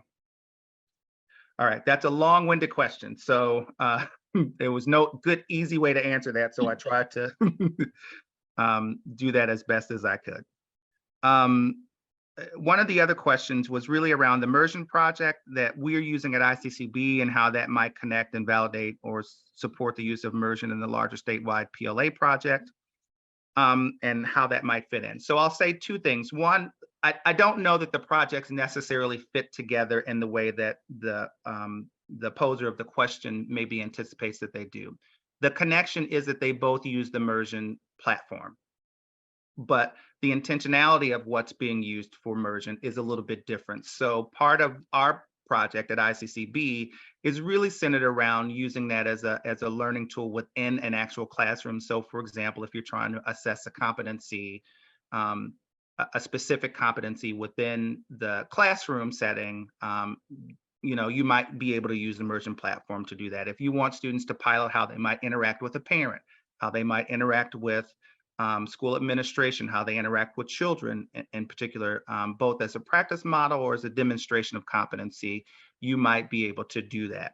Now I'm gonna say that immersion is a pretty well-regarded platform. It's a live demonstration. The folks who run the simulations, the sim specialists as we call them, behind the scene are in fact well-trained to do the work. So with regard to the PLA project, they're measuring, and Joni may have to help me a little bit, 12 particular competencies that are related to level 2 entitlement. And so they're measuring 12 specific things. They're using immersion as the platform in order to assess those things. Again, remember that one of the differences between immersion and some of the other sort of AI platforms is that the immersion software uses a live simulator, a trained live simulator. So these are folks who are, in this regard for the PLA project, this would be someone who is already proficient in early childhood. So it's not just an actor, for example, they're not necessarily demonstrating it, but that's part of what the criteria was in order to be able to understand how to assess these competencies well. So immersion overall can be used across lots of disciplines. In this regard, though, immersion is being used in early childhood, but we have lots of examples around the state, even where we're using immersion to help prepare social workers. We're using immersion to help prepare nursing and healthcare folks. So it's not exclusive. The platform itself is not exclusive to early childhood. The use that we have for it, we've sort of carved out. One is a sort of a technology enhancement in the classroom, and the other one is really sort of an assessment about how we might be able to identify that a person is proficient or competent across 12 different competencies identified in the level 2 competencies. So I'll look for Joni for a head nod if I talked about the PLA project well enough, but that's how that's how immersion is used in this regard and how it might be useful across the system in those 2 different things. But the projects themselves are not necessarily connected beyond the use of immersion. All right. I know you all had a lot of questions. So in terms of giving credit to the CDA, do individuals need to be applying to the college to get credit if they are not already students? I have individuals that have a CDA but do not want to take classes but want college credit. How do we approach this? And can you comment on how students get credit for the PLA project?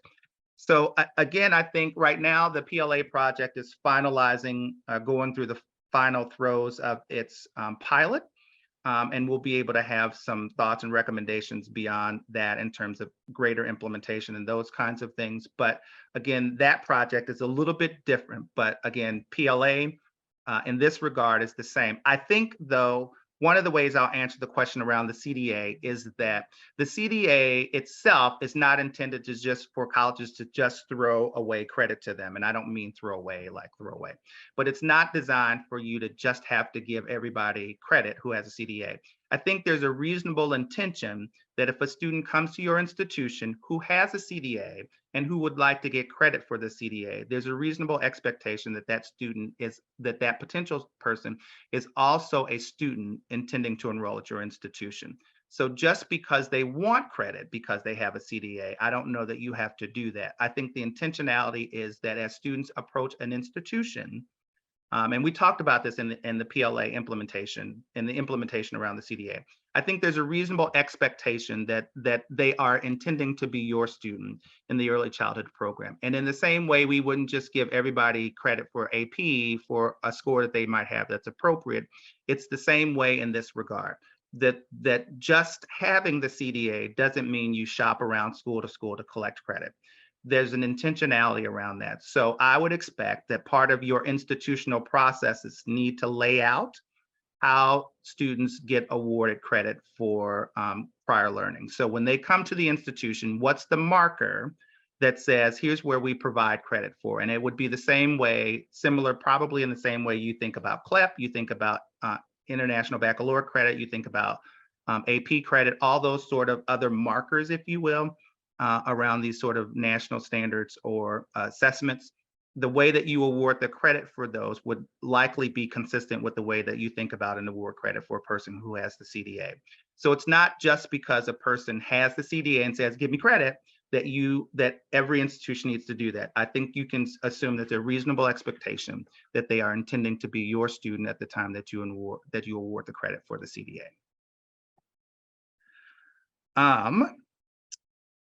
I talked a little bit about the apprenticeships, but I think there's another question that addresses expanding apprenticeships and how that fits into the ECACE and the consortium funding.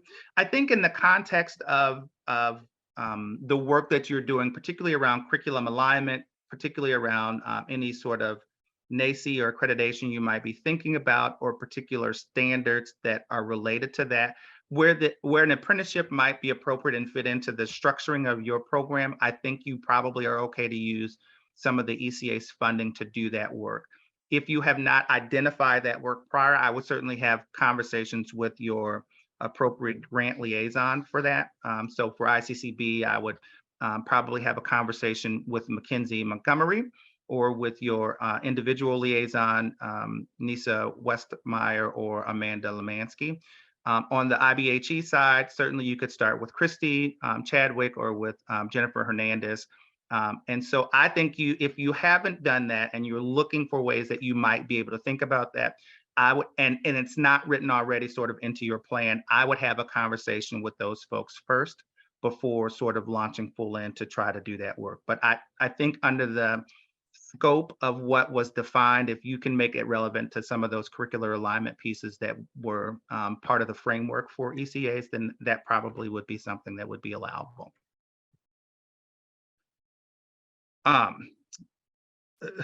So I'm going to leave that question for last because I don't know if I can answer it great, but well, I can answer it.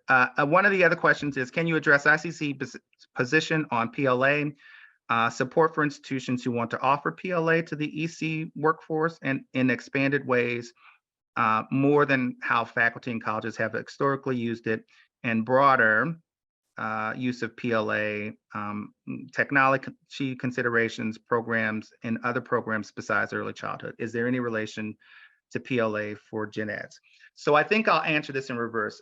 There could be some relation for prior learning assessment, for credit for prior learning for gen eds, although I will say that is remarkably uncommon. So I don't know that I would try to sort of build out a structure that does that. I think there are other mechanisms that might be more appropriate to do that. So as you know, as I mentioned earlier, things like AP credit, IB credit, that already sort of have those defined parameters around what that gen ed looks like. How it might be applicable. That probably is the more appropriate way to think about, or the easier way certainly, to think about awarding credit for prior learning for gen ed coursework. I don't know that though, largely having folks come in and using sort of forms of their experience to try to carve that out around gen ed will probably make a lot of sense, but there could be cases where that might make sense. Again, I'll drive that that's sort of institutional policy driven. There's nothing necessarily in ICCB administrative rule that would prevent that, although there are lots of hoops that may have to be accomplished in order to do that. Broadly, though, I think ICCB's position around credit for prior learning is that we would support that, whether that's in early childhood or in other areas. Our issue is not around credit for prior learning, but it's to make sure that institutions have well-documented processes for how they do that, that it's both in line with administrative rule for us and sort of the assumed policies and practices for HLC. And so there's some mechanisms that you want to make sure that you think about as you think about credit for prior learning. I would steep that also in this conversation. A number of institutions are thinking about it and trying to understand how they might use a competency-based education approach to the programs. And so in that regard, you're likely, in fact, going to probably have more conversations around credit for prior learning. And I think that's okay. But I think that's where you get into what you want to think about. Not maybe as much for us, although we want you to think about it. But I do know, having had conversations with HLC, that while they are supportive of PLA and credit for prior learning as well, they are sensitive to the proportion of a degree program that might be used with credit for prior learning. So I think you want to make sure you have good conversations with your HLC liaison in regard to how broadly you want to use credit for prior learning or PLA in programs. Though using it itself, I think, is perfectly appropriate, and we would support even sort of the expansion in some regards of that. We see PLA used across a variety of disciplines and fields, so not just early childhood. Most commonly we might see that in areas like IT, where folks have worked for a long time in industry and have lots of certifications that they could come back to a school and say, here's my certification in CompTIA, here's my certification in, and whatever. So I think there are lots of models where credit for prior learning is appropriate and can be used maybe more broadly in a degree program. But I don't think you should do that without contextualizing that within both your institution and the framework in which any accreditation issues might show up. So I think where I would start is the conversation with institutional curriculum teams and whatnot, in terms of what their approach, what their thoughts are, and whether or not it creates any sort of havoc for your institution around the expansion of that. But there's nothing in the rules that would prevent sort of more use of credit for prior learning, if you will, in that regard. And then, and I think I will add too, that I think the early childhood consortium legislation does call for a little bit more conversation around sort of consistent models, more stable models around what that looks like. So certainly even in the early childhood space, we will, I think, have more conversation around what that looks like, how we can support that, and in that regard, how it moves from one institution to the next. And I think that's the concern more broadly that I think we want to think about as well as we think about an expansion. So if one school uses 20 credits of PLA and then they transfer and get to the next school and they say, we don't like any of this, where does that leave a student? So I think that that's the other conversation that's sort of tied to the expansion, if you will, of PLA.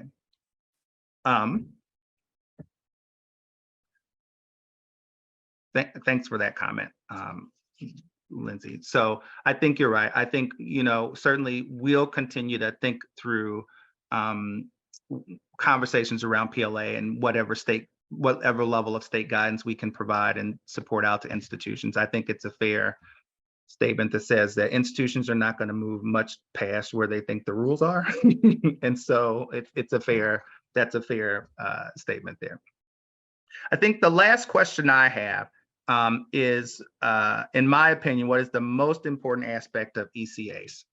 And if that's not sort of a minefield question, if I ever heard, I don't mean it this way. So I think the best way for me to answer that is to say, I think the most important aspect is student success. The idea is that we want to drive policies, procedures, practices that move students into, through, and out of programs that build the early childhood workforce. So I think I would offer that that's the most important aspect, but I also recognize that getting to that can sometimes be difficult. So I think there is significant work that contributes to that. One is where programs might have to really rethink what that looks like. So, I think of the the transfer of the AAS degree.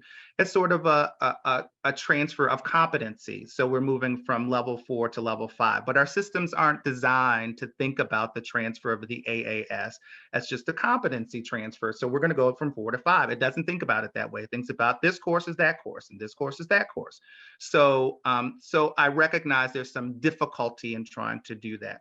You know, having listened to and heard the conversations around modeling for the CDA, it was hard to get to that, to say, here's the credit we think, and here's where our institution allows that to happen. But I think what I can say is from the field, we are hearing that that is a big mover for workplace folks to motivate their folks to go back.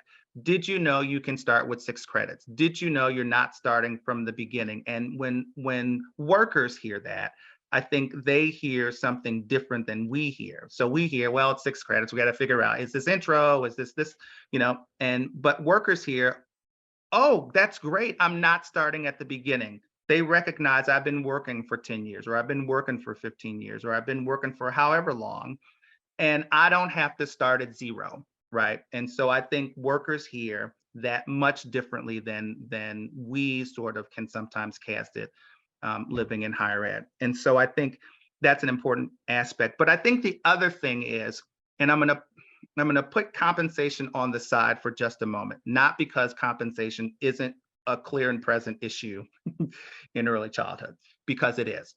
But I think the other idea that's important as I think about it is, how do we make sure that our system that we build, that we enhance, that we edit, supports students staying in the early childhood workforce. So I think that's a real fear for employers, that we're going to send them and they're going to be trained and they're going to leave because I can go work as a, you know, I can go work as a kindergarten teacher in the school system and then make school salary. I can get this degree and leave altogether because I have a degree, right? So I think there's a real fear about that. So I think the other sort of important aspect of our work, certainly that we can do as much as we can from the higher ed perspective, is to say, how do we make sure that the systems that we build and put into place support students staying in the discipline, staying in early childhood, staying in the field that builds and that provides more workers, provides more support for them in the field, particularly as you layer on this idea of Smart Start and expanding and adding thousands of spots for children. We've got to think, how do we make sure that we support the field itself, so that folks can continue to work and to thrive and to feel validated about their work in early childhood. So I think those are the questions that sort of come to mind for me. And thank you for that, Lindsay, because I think there's another issue that really is around, you know, that sort of, I don't want to minimize pay equity because it's a huge thing. You know, I am kudos to the, and I'm going to say the U of I only because I know it's there and one at ISU. But I, you know, as I reflect on my children's early teachers, their daycare teachers, their pre-K teachers, and all of those folks, 4 of them are now enrolled in baccalaureate programs, completing those degrees because this opportunity came along that supports them through that particular enrollment. So I'm excited for them as much as I am to say, you know, this is a great opportunity. So I see, you know, the teachers who went back, the same teachers who said, I don't know, I don't have the time, I can't, I don't know how I'm going to do this. One who was completely, you know, panicked even about the admission process, right? And so when she got admitted to the institution she's going to, it was a huge ordeal for her. So I don't want to minimize it. You know, these are life-changing events for folks. So, you know, it's a big deal when they go. It's a big deal when we need to sort of acknowledge that. And that's sort of my framework around student success. You know, when just the 4 women who were instrumental in my life. I mean, my children go up to them all the time. My oldest they're 17. So they're like, hey, you know, Miss So-and-so. You know, so it's a big deal, you know, to be able to see that. But I think I would hate for us to minimize the real impact that we are having in the lives of many of these women and some men who are this becomes really a turning point for them. You know, these are still viable, they're still in viable periods of their life. They still want to be productive. They are very much committed to the early childhood field. And so I think this provides us real opportunity to support them and to make sure that we're doing the things that help them not only get into those programs, but to stay in, to be successful, graduate, and stay in the field. So. Thank you so much, Marcus. Again, we appreciate your flexibility. We could not have possibly gone through all of the questions that that popped up for you yesterday. So thank you for joining us today to answer those. Very much appreciated. All right. At this point, it's time for us to move into interest sessions or workshops. You've got a choice of several here. Here's Julie. She's going to tell you more about what the sessions are and how it is that you leave this session moving into that room, and then about coming back. So we want to make sure that we keep everyone. Please know that we'll have a small, very small break after those interest sessions or workshops conclude today, very small break, and then we'll go to the closing speaker. So you're going to get out nice and early, right, on a Friday, which everybody loves. All right, Julie. Great, thank you so much. So I just want to let you know that we have 3 interest sessions. The first one is building equitable pathways through braided ECE and English PLA by Dr. Jonadera Ernst and Zach Pietra.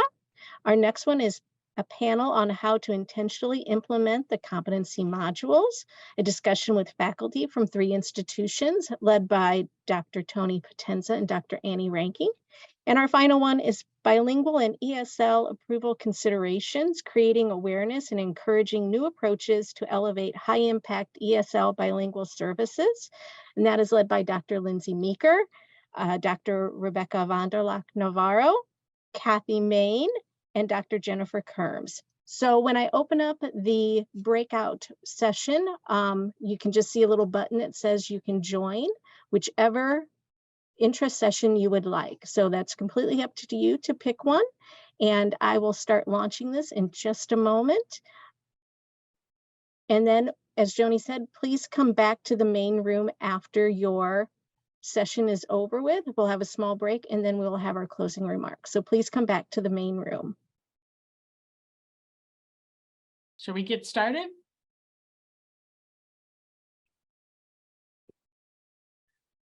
All right.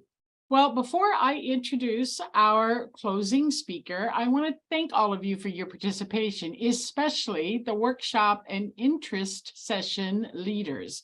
So many of you devoted so much time to setting up wonderful workshops that I know everyone has gained a great deal from. I liked popping in and out of all the different sessions, and I learned a lot, even though I was only in each one for a few minutes. I want to remind you that you have one final opportunity as we close out here to put questions in the chat box. We will answer as many as possible before we end today. That being said, I am so pleased to introduce our closing speaker for the 2023 forum, Dr. Stephanie Bernotite. Stephanie is the Executive Deputy Director at the Illinois Board of Education. She is an innovative, highly innovative, I would say, and critical thinker. And she is a key leader in our state. Stephanie really has her finger on the pulse of early childhood work in Illinois. She's a well-respected partner and colleague throughout the state and at a national level as well. Stephanie's vision is one of equity and inclusion, and she leads efforts to support our higher education institutions so that early childhood can continue to be a leader. Stephanie, we are so delighted to have you with us and to share closing remarks today. I'm going to pass it to you. Thanks so much, Joni. I'm really thankful to be with all of you today. And hope that we can spend a little bit of time together returning to the quilt metaphor that I shared as we started the forum yesterday morning. In particular, as we look at that quilt metaphor, I'd like us to spend a little bit of time today doing 2 things. One, I'd like us to reflect together on how the pieces of this big picture of early childhood care and education in Illinois are coming together and what is resonating most strongly or meaningfully with you. The second thing I would like to do as we look ahead, as early childhood continues to lead the way in equity and diversity, is to share a few more dimensions or pieces to add to that quilt. So we're going to reflect a bit and also look ahead at some next steps. Next slide, please. I'd like you to take just a moment, if you have a piece of paper in front of you, if you're a doodler or a think on paper person, I would ask you to get that out. And we're going to spend just a couple of minutes reflecting on what excited you as you listened to one or more of the presentations over the last day and a half. Relatedly or differently, what makes you really proud of the work that you are doing, that your colleagues are doing? Let's take a moment to reflect, and I would invite you, if you're comfortable doing so, to share some notes in the chat as well.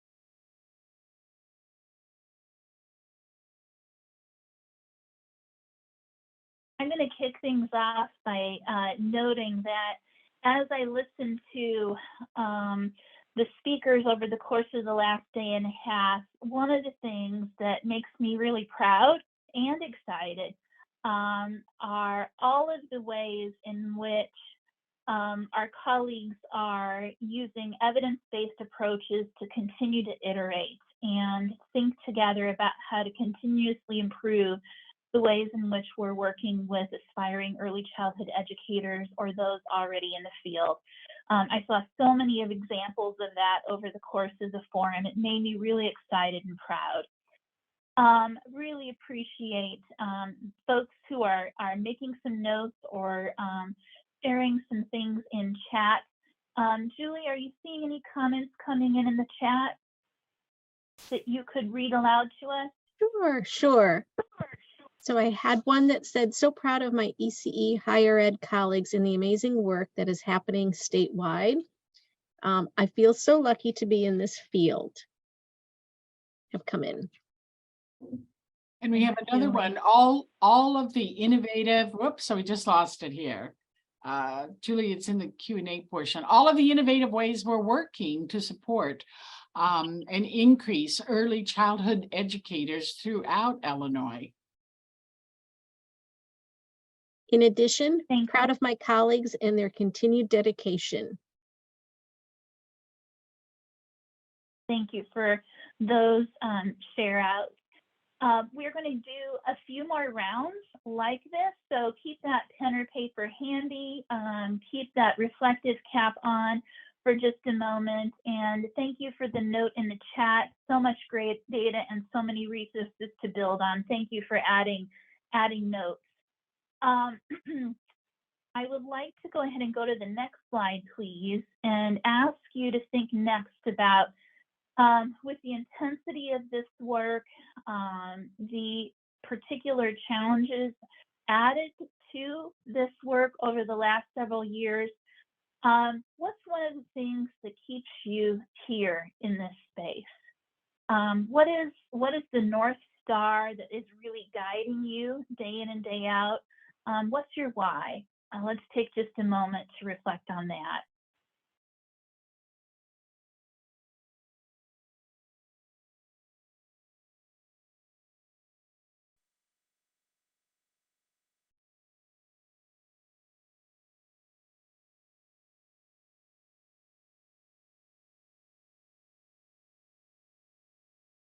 Stephanie, I can read out a few that have come in. Thank you, please, Julie. I'm excited for the ECA scholarship that is allowing incumbent workers to go back to school. Early childhood field is the best field, and I'm happy we are all committed to the quality work that is needed for our young children. The children and families my students will positively impact is the reason why. And the commonality of the vision in the state of Illinois is the best.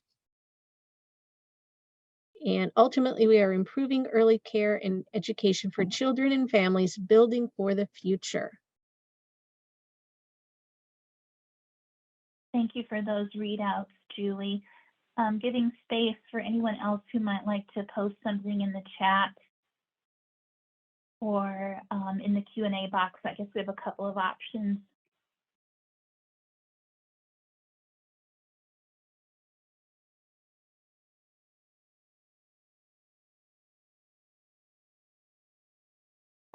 One of the things that has really helped me refocus or focus again, my why comes from the prior learning assessment report from INCRA in December of this year, reflecting the work that so many of you put into developing, reviewing and testing and piloting the prior learning assessment modules and approaches. For me, it's the number of 12,700 plus. In that report from INCRA data, there are 12,700, nearly 13,000 teaching assistants in our early childhood classrooms across Illinois. Over half of them are persons of color, and they have a high school diploma. And for me, I'm really, really excited about all the ways that we are continuing to create new paths forward for those individuals who would wish to continue their learning journey to an associate or a bachelor's degree. Really powerful work. Julie, if you'll go to the next slide, please. Stephanie, I did have one more person to send in, if you'd like me to read that out. Thank you. The great opportunities, the social mobility, and the differences all this work makes in the lives of our students is my reason why. Thank you for that. Really powerful. One more bit of reflection here for just a moment. How do you see this work growing? In what ways are you seeing early childhood leading the way?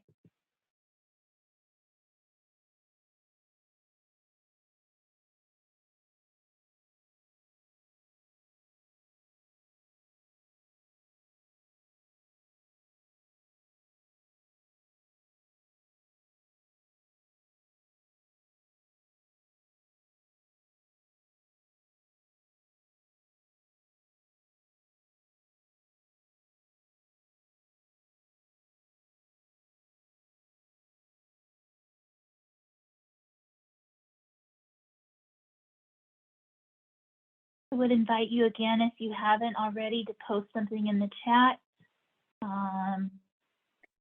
I can read out.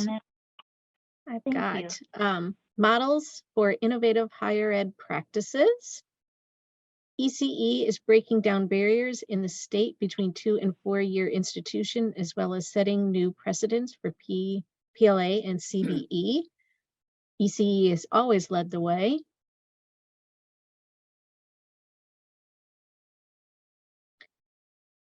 Innovating for bilingual candidates. I see early childhood as the engine of social justice for our students and for all the children that they will touch over their careers. Pushing our institutions to have clear paths for all students, making it through our registrar's office and other offices to award credit for the AAS was an undertaking, and we are all so hopeful that this will create positive ripples at our institutions. Thank you so much. Really, really, again, powerful reflections. If you'll go ahead and jump to the next slide here, continuing to build on this quilt metaphor for the moment. When I saw this image, I thought it was so appropriate.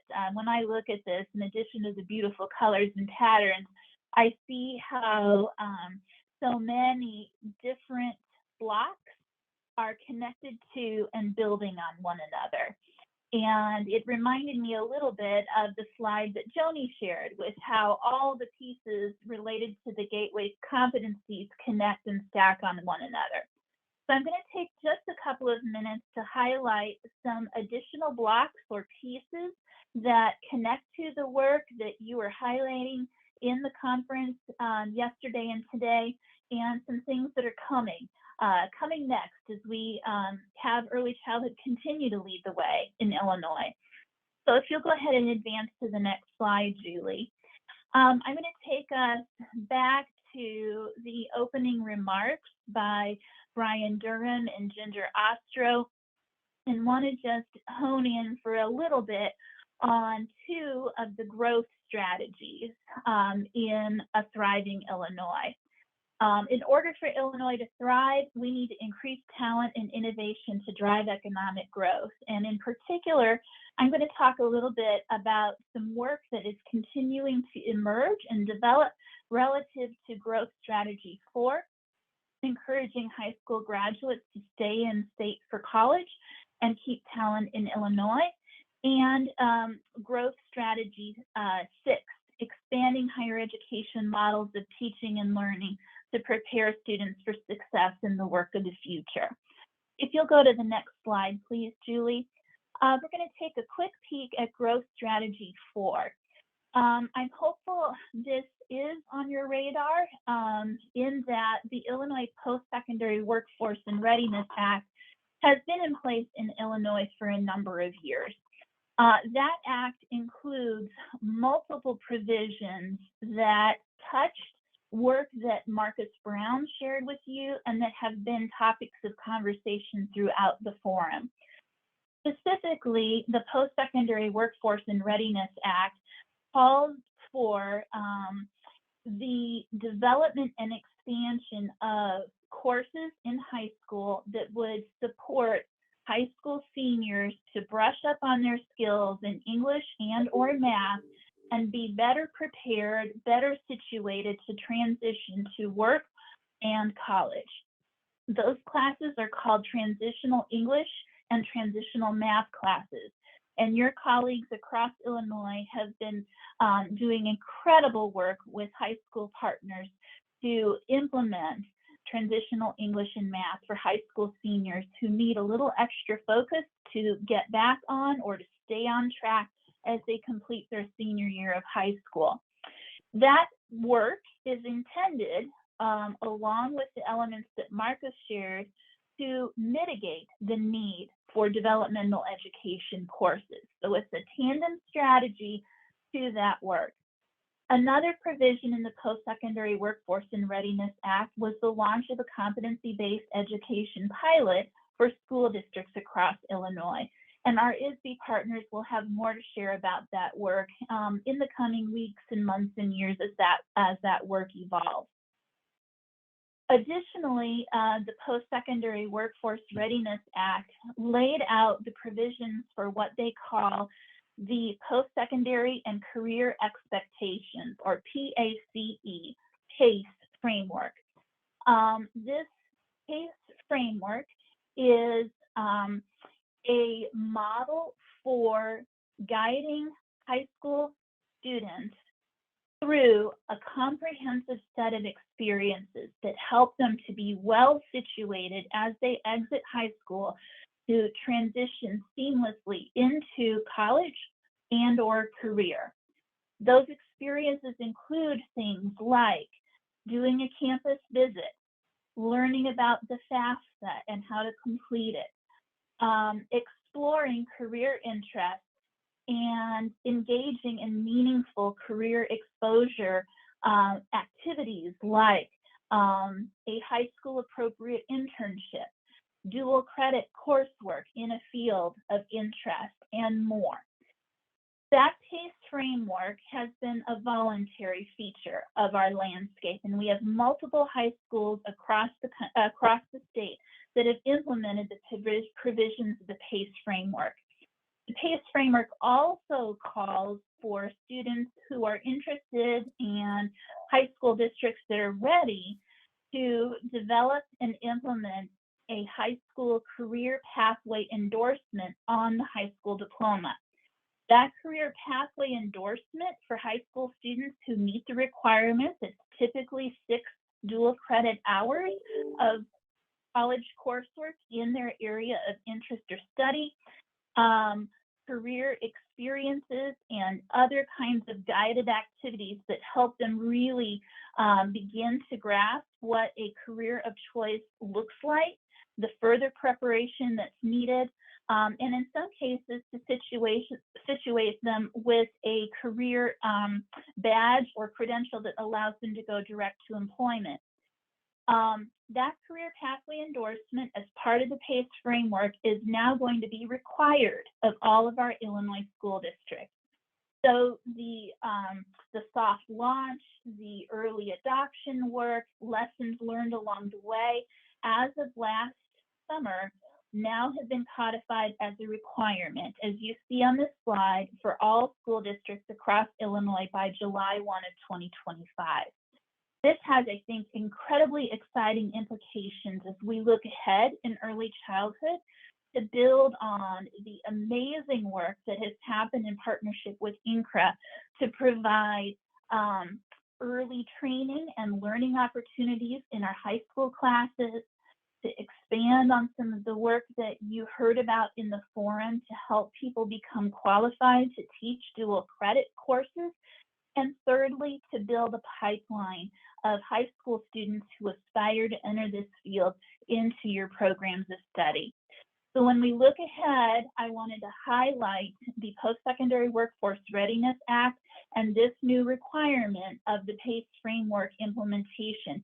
There will be great opportunity at scale across our more than 800 school districts in Illinois to deepen partnerships and advance early childhood. If you'll go to the next slide, please, Julie. Thanks. I also wanted to take a moment to look ahead at Growth Strategy 6, expanding higher education models of teaching and learning to prepare students for the work of the future. I don't know if this headline caught your attention in December, not that many months ago, but I think it's noteworthy to elevate it. The Carnegie Foundation for the Advancement of Teaching announced in December of last year a plan to undertake a comprehensive study to eliminate the credit hour. The Carnegie Foundation, as you know, is, if you will, the father of the credit hour in the higher education landscape. And the executive director in this and some other articles that were published at the time noted the limitations of the credit hour to appropriately reflect learning and help students progress. So while this is a longer term project, I think it's an incredibly noteworthy development on the national landscape and something that ties to the work here in Illinois. I'd also, as we look ahead, like to draw your attention on the left to the American Association of Colleges of Nursing. AACN represents all of our nursing institutions of higher education. And over the course of the past several years, AACN, as their member higher education institutions and nursing faculty leaders, have looked at the outcomes on the NCLEX licensure exam for nursing, feedback from employers, and multiple other factors, identified some gaps in the way nursing education is preparing new nurses for the complexities of the healthcare landscape today. There are lots of facets to this work, but in particular, AACN is tackling with their member institutions the challenge of fully developing the critical thinking skills that new entry-level nurses need to be successful on the job and, most importantly, to provide quality care. So I'm going to pause from this slide, and I'd like you to listen to some voices from the field of nursing about the steps that AACN across all their member institutions is taking to launch competency-based education in nursing at scale. Julie, if you'll pull the slide down and share the video, that would be great.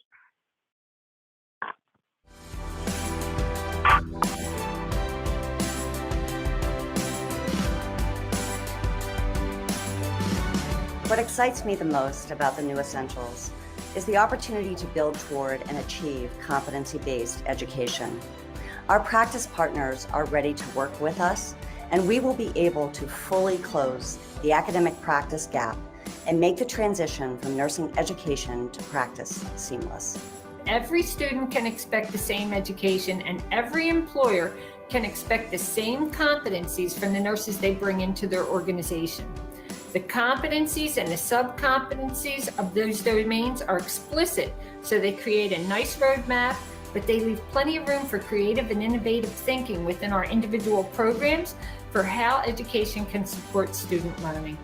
Population health sends a whole new toolkit to our students that they can use. It means that we've changed from that individual approach of even thinking about patients living in families and communities, but it extends it to this bigger population. It starts data metrics that they can use to really think differently about how they prepare care for large groups of people, for cities, for populations. And it also gives us a lens to add the social determinants of health and to think about DEI, diversity, equity, inclusion initiatives within our healthcare systems in a very different way. So the population health inclusion really excites me about the new Essentials. What excites me most about the new Essentials is the potential to really take a fresh look at our academic practice partnership transitions. The past 20 months has changed healthcare. It'll never be the same. The supply and demand of nurses has never been more acute than it is right now and for the foreseeable future. If we reach across our health systems and nursing education partnerships, this could be the beginning of a true transformation in the United States healthcare system. What excites me about the new Essentials, especially as a student, is the integration of digital technology and informatics in the healthcare domain for nurses to advance not only in the delivery care system, but advancing in nursing education, especially with the rise in the use of technology and healthcare domain with services, with products, and even the educational domain as we move to a virtual atmosphere of education. It is exciting, it is new, and I'm ready for it. This is our time to do the right thing, to be bold, to stop working around the issues and find a way to address that which is keeping us from being what we want to be as a profession and what society needs us to be. This work has taken us closer to acknowledging the need to see nursing as one profession, for having a shared vision for the profession, a vision that will be embraced by all of us in our profession. Our conversations have reached a new level because academia and practice have come together to listen and understand. And we continue to talk as we chart this path that is truly a landmark point in time.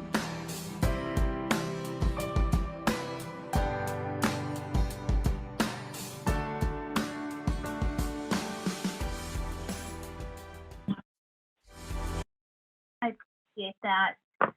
I'm hoping that in listening to that video clip from the American Association of Colleges of Nursing, you're hearing some themes and ideas that have surfaced throughout the forum and in certainly other meetings and workshops and conversations you're having with colleagues across Illinois and nationally. Really strong ties, I think, to our work in educator preparation and the preparation of early childhood professionals, an emphasis on high quality clinical partnerships, engaging employer partners, leveraging technology to make access to programs and meaningful learning enhanced in new ways, a shared vision for what the profession looks like, and a strong focus on equity, among others. So I just wanted to highlight that snip. If you are not in touch with some of your nursing faculty colleagues at your institution, I want you to know that nursing is undergoing a major transformative issue or transformative time, and that there are a lot of connections to our work. And so I'm hoping you'll find some thought partners in your nursing programs as well.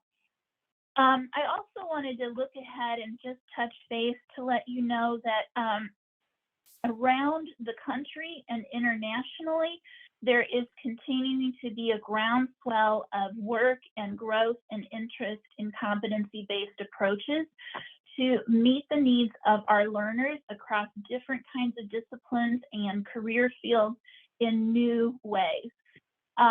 To date, according to American Institutes of Research in their national survey of competency-based education, there are over 600 institutions of higher education in the U.S. that are currently offering or planning to offer competency-based programs. I'll highlight just a couple. The University of Wisconsin system has for many years now been offering competency-based options for programs of study across the UW system. The University of Kansas recently announced plans to implement at scale across that Research One institution competency-based education approaches. And our neighbor, the Kentucky Community College System, has also undertaken a system-wide effort to scale competency-based approaches. Nearby as well, Tennessee's Grow Your Own Apprenticeship model for teacher education, one of the first federally approved, or the first, I should say, federally approved formal apprenticeship model for teacher preparation, is a competency-based approach with multiple partners across Tennessee higher education institutions. I'm going to just skip ahead briefly to note the American Association of Colleges of Teacher Education as well.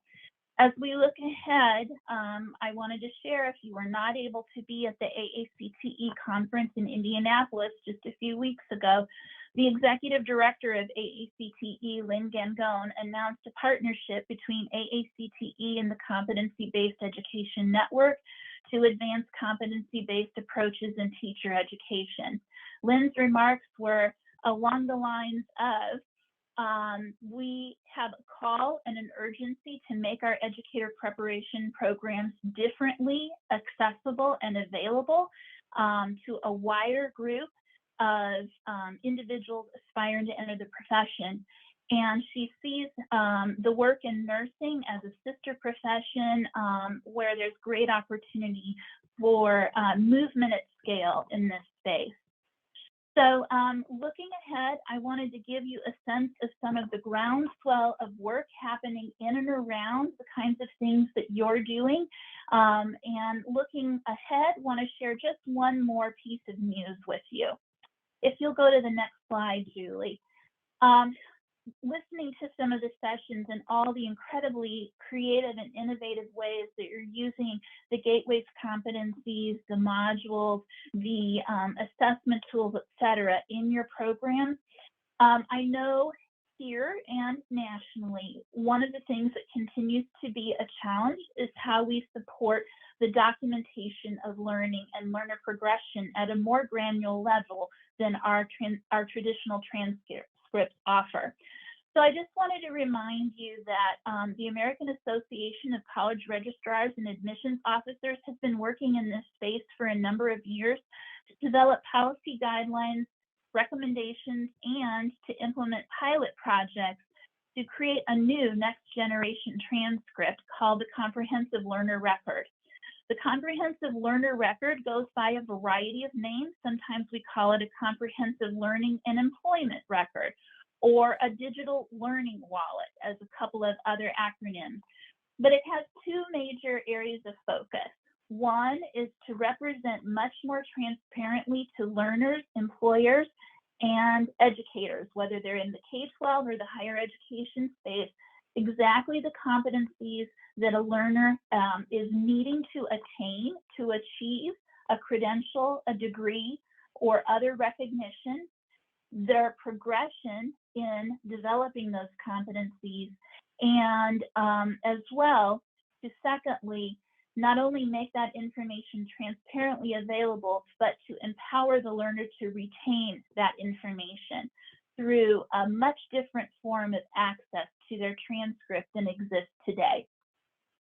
By way of explanation as well, other wraparound work happening nationally through organizations like Credential Engine, which is an organization that has roots here in Illinois at Southern Illinois University, but has multiple national partners. Credential Engine is linking to work like this to provide a comprehensive platform, a kind of Travelocity, if you will, of credentials of all kinds. Their goal, incredibly ambitious, but they're making great headway, is to be the repository for every single credential available in the world, relative to a high school diploma, a digital badge, a college degree, a college certificate. In addition to Credential Engine, there are groups like the National Skills Coalition and Jobs for the Future that are partnering with organizations like the Department of Defense and others to say, how do we take the language of competencies, tools like Credential Engine and the comprehensive learner record to make the communication about and portability of learning truly accessible to the student, transparent to all those who need to see it, and much more seamless. I'll close by sharing as we look ahead that the state of Alabama has made a bold move in this space.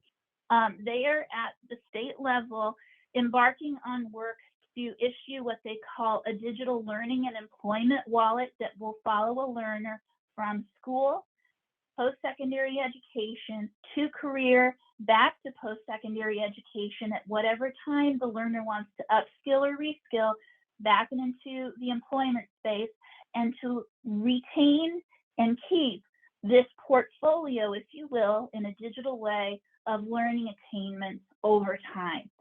Pretty exciting stuff, and again, a little heady to think about, at least for me sometimes, but a part of the future, and the future is now. So with that, I'm going to ask Julie to go to the next slide and highlight briefly for you that as we look ahead, I don't have a date for you right now, but I wanted to note for you in the forum that the Board of Higher Education is anticipating releasing a call for proposals that would provide resources to institutions that would like to do one of two things. Undertake a readiness assessment to consider whether versions of competency-based approaches are something that your program, your institution would be ready to support. Is your institution ready to think about this, knowing that there's a continuum of ways to implement competency-based education? Secondly, if that determination has already been made by you and your colleagues at your institution, to provide resources to help you implement, scale, and do that work. So more to come as we release later in the coming weeks a call for proposals for that work. And then finally, on the next slide, would love to take just a moment here to reflect again with you. I'd like to have you just think today for a couple of minutes about what's next for you as you think about the conversations that you've had in the forum, the sessions that you've listened to. What's next for you or your program? Is it connecting with someone that you want to take a next step with? I would like you to just take a moment to think about what's next.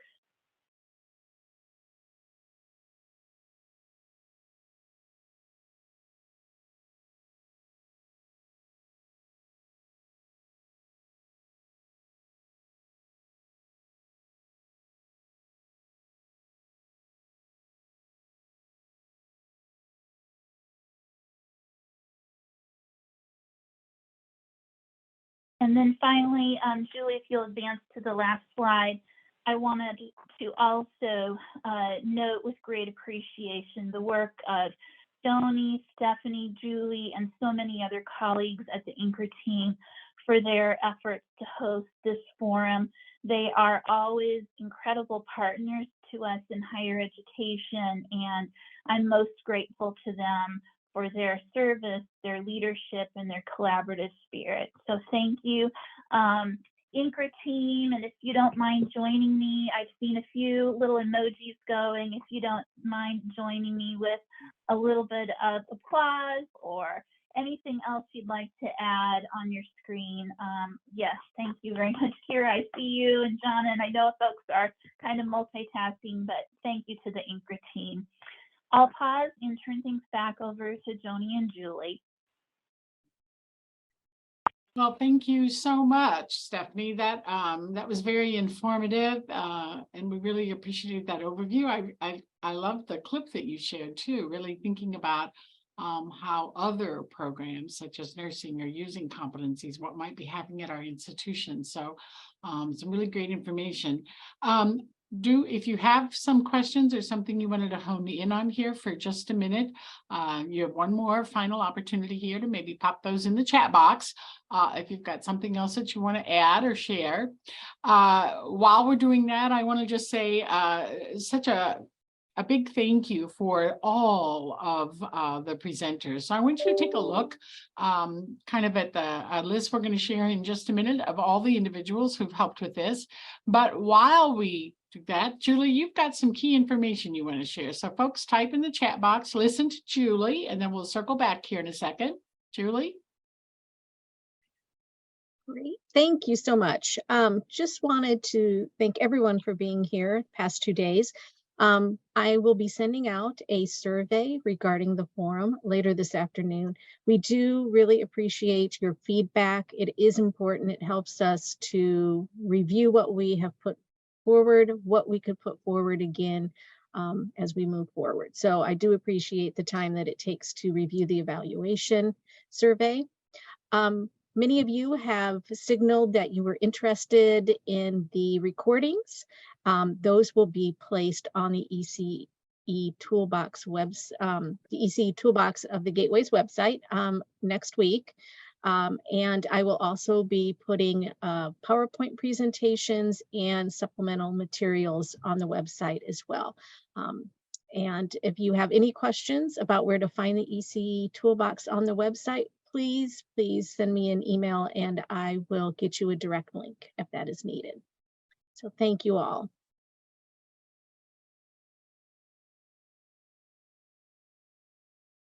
All right, so let's take a look here at some of our presenters. So again, look at the individuals who shared information to inform our work. If your name's not on here this year, maybe you want to be a presenter next year. So I'm going to plant that seed early.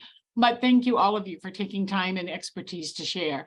I do want to let you all know that we had additional questions that came in, for example, the Illinois State Board of Education. I know Marcus did a great job today trying to get through the majority of the questions that came in to Illinois Community College Board.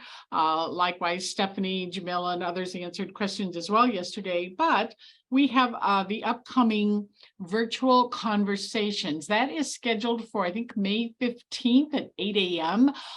You may recall we hold those quarterly, and we typically, depending on what Access, LCAID, and other faculty bring forward as to what a topic of conversation they would like to focus on during that event, we bring different state agency partners to the table. So already we know that we want to reach out and have ISB join us in that virtual conversation, and certainly others. So those questions that were not addressed during the forum, just due to lack of time or opportunity for our state agency colleagues to be able to answer and respond, please know that we'll put them forward again on May 15th at the 8 a.m. virtual conversation. So Julie's told you where you can find all of these wonderful resources. Everything will be posted on the website. I think that after a day and a half of attending a virtual conversation, everyone is more than ready to stand up, hop up and down, move around a little bit, have lunch. Maybe you're so fortunate that you're actually going to get to start the weekend. I hope so, at any rate. So thank you, all of you. And Stephanie, again, thank you so much for doing such a great job closing the Gateways to Opportunity, Equity and Diversity, Early Childhood Leads the Way 2023 Forum. Thank you, and goodbye all.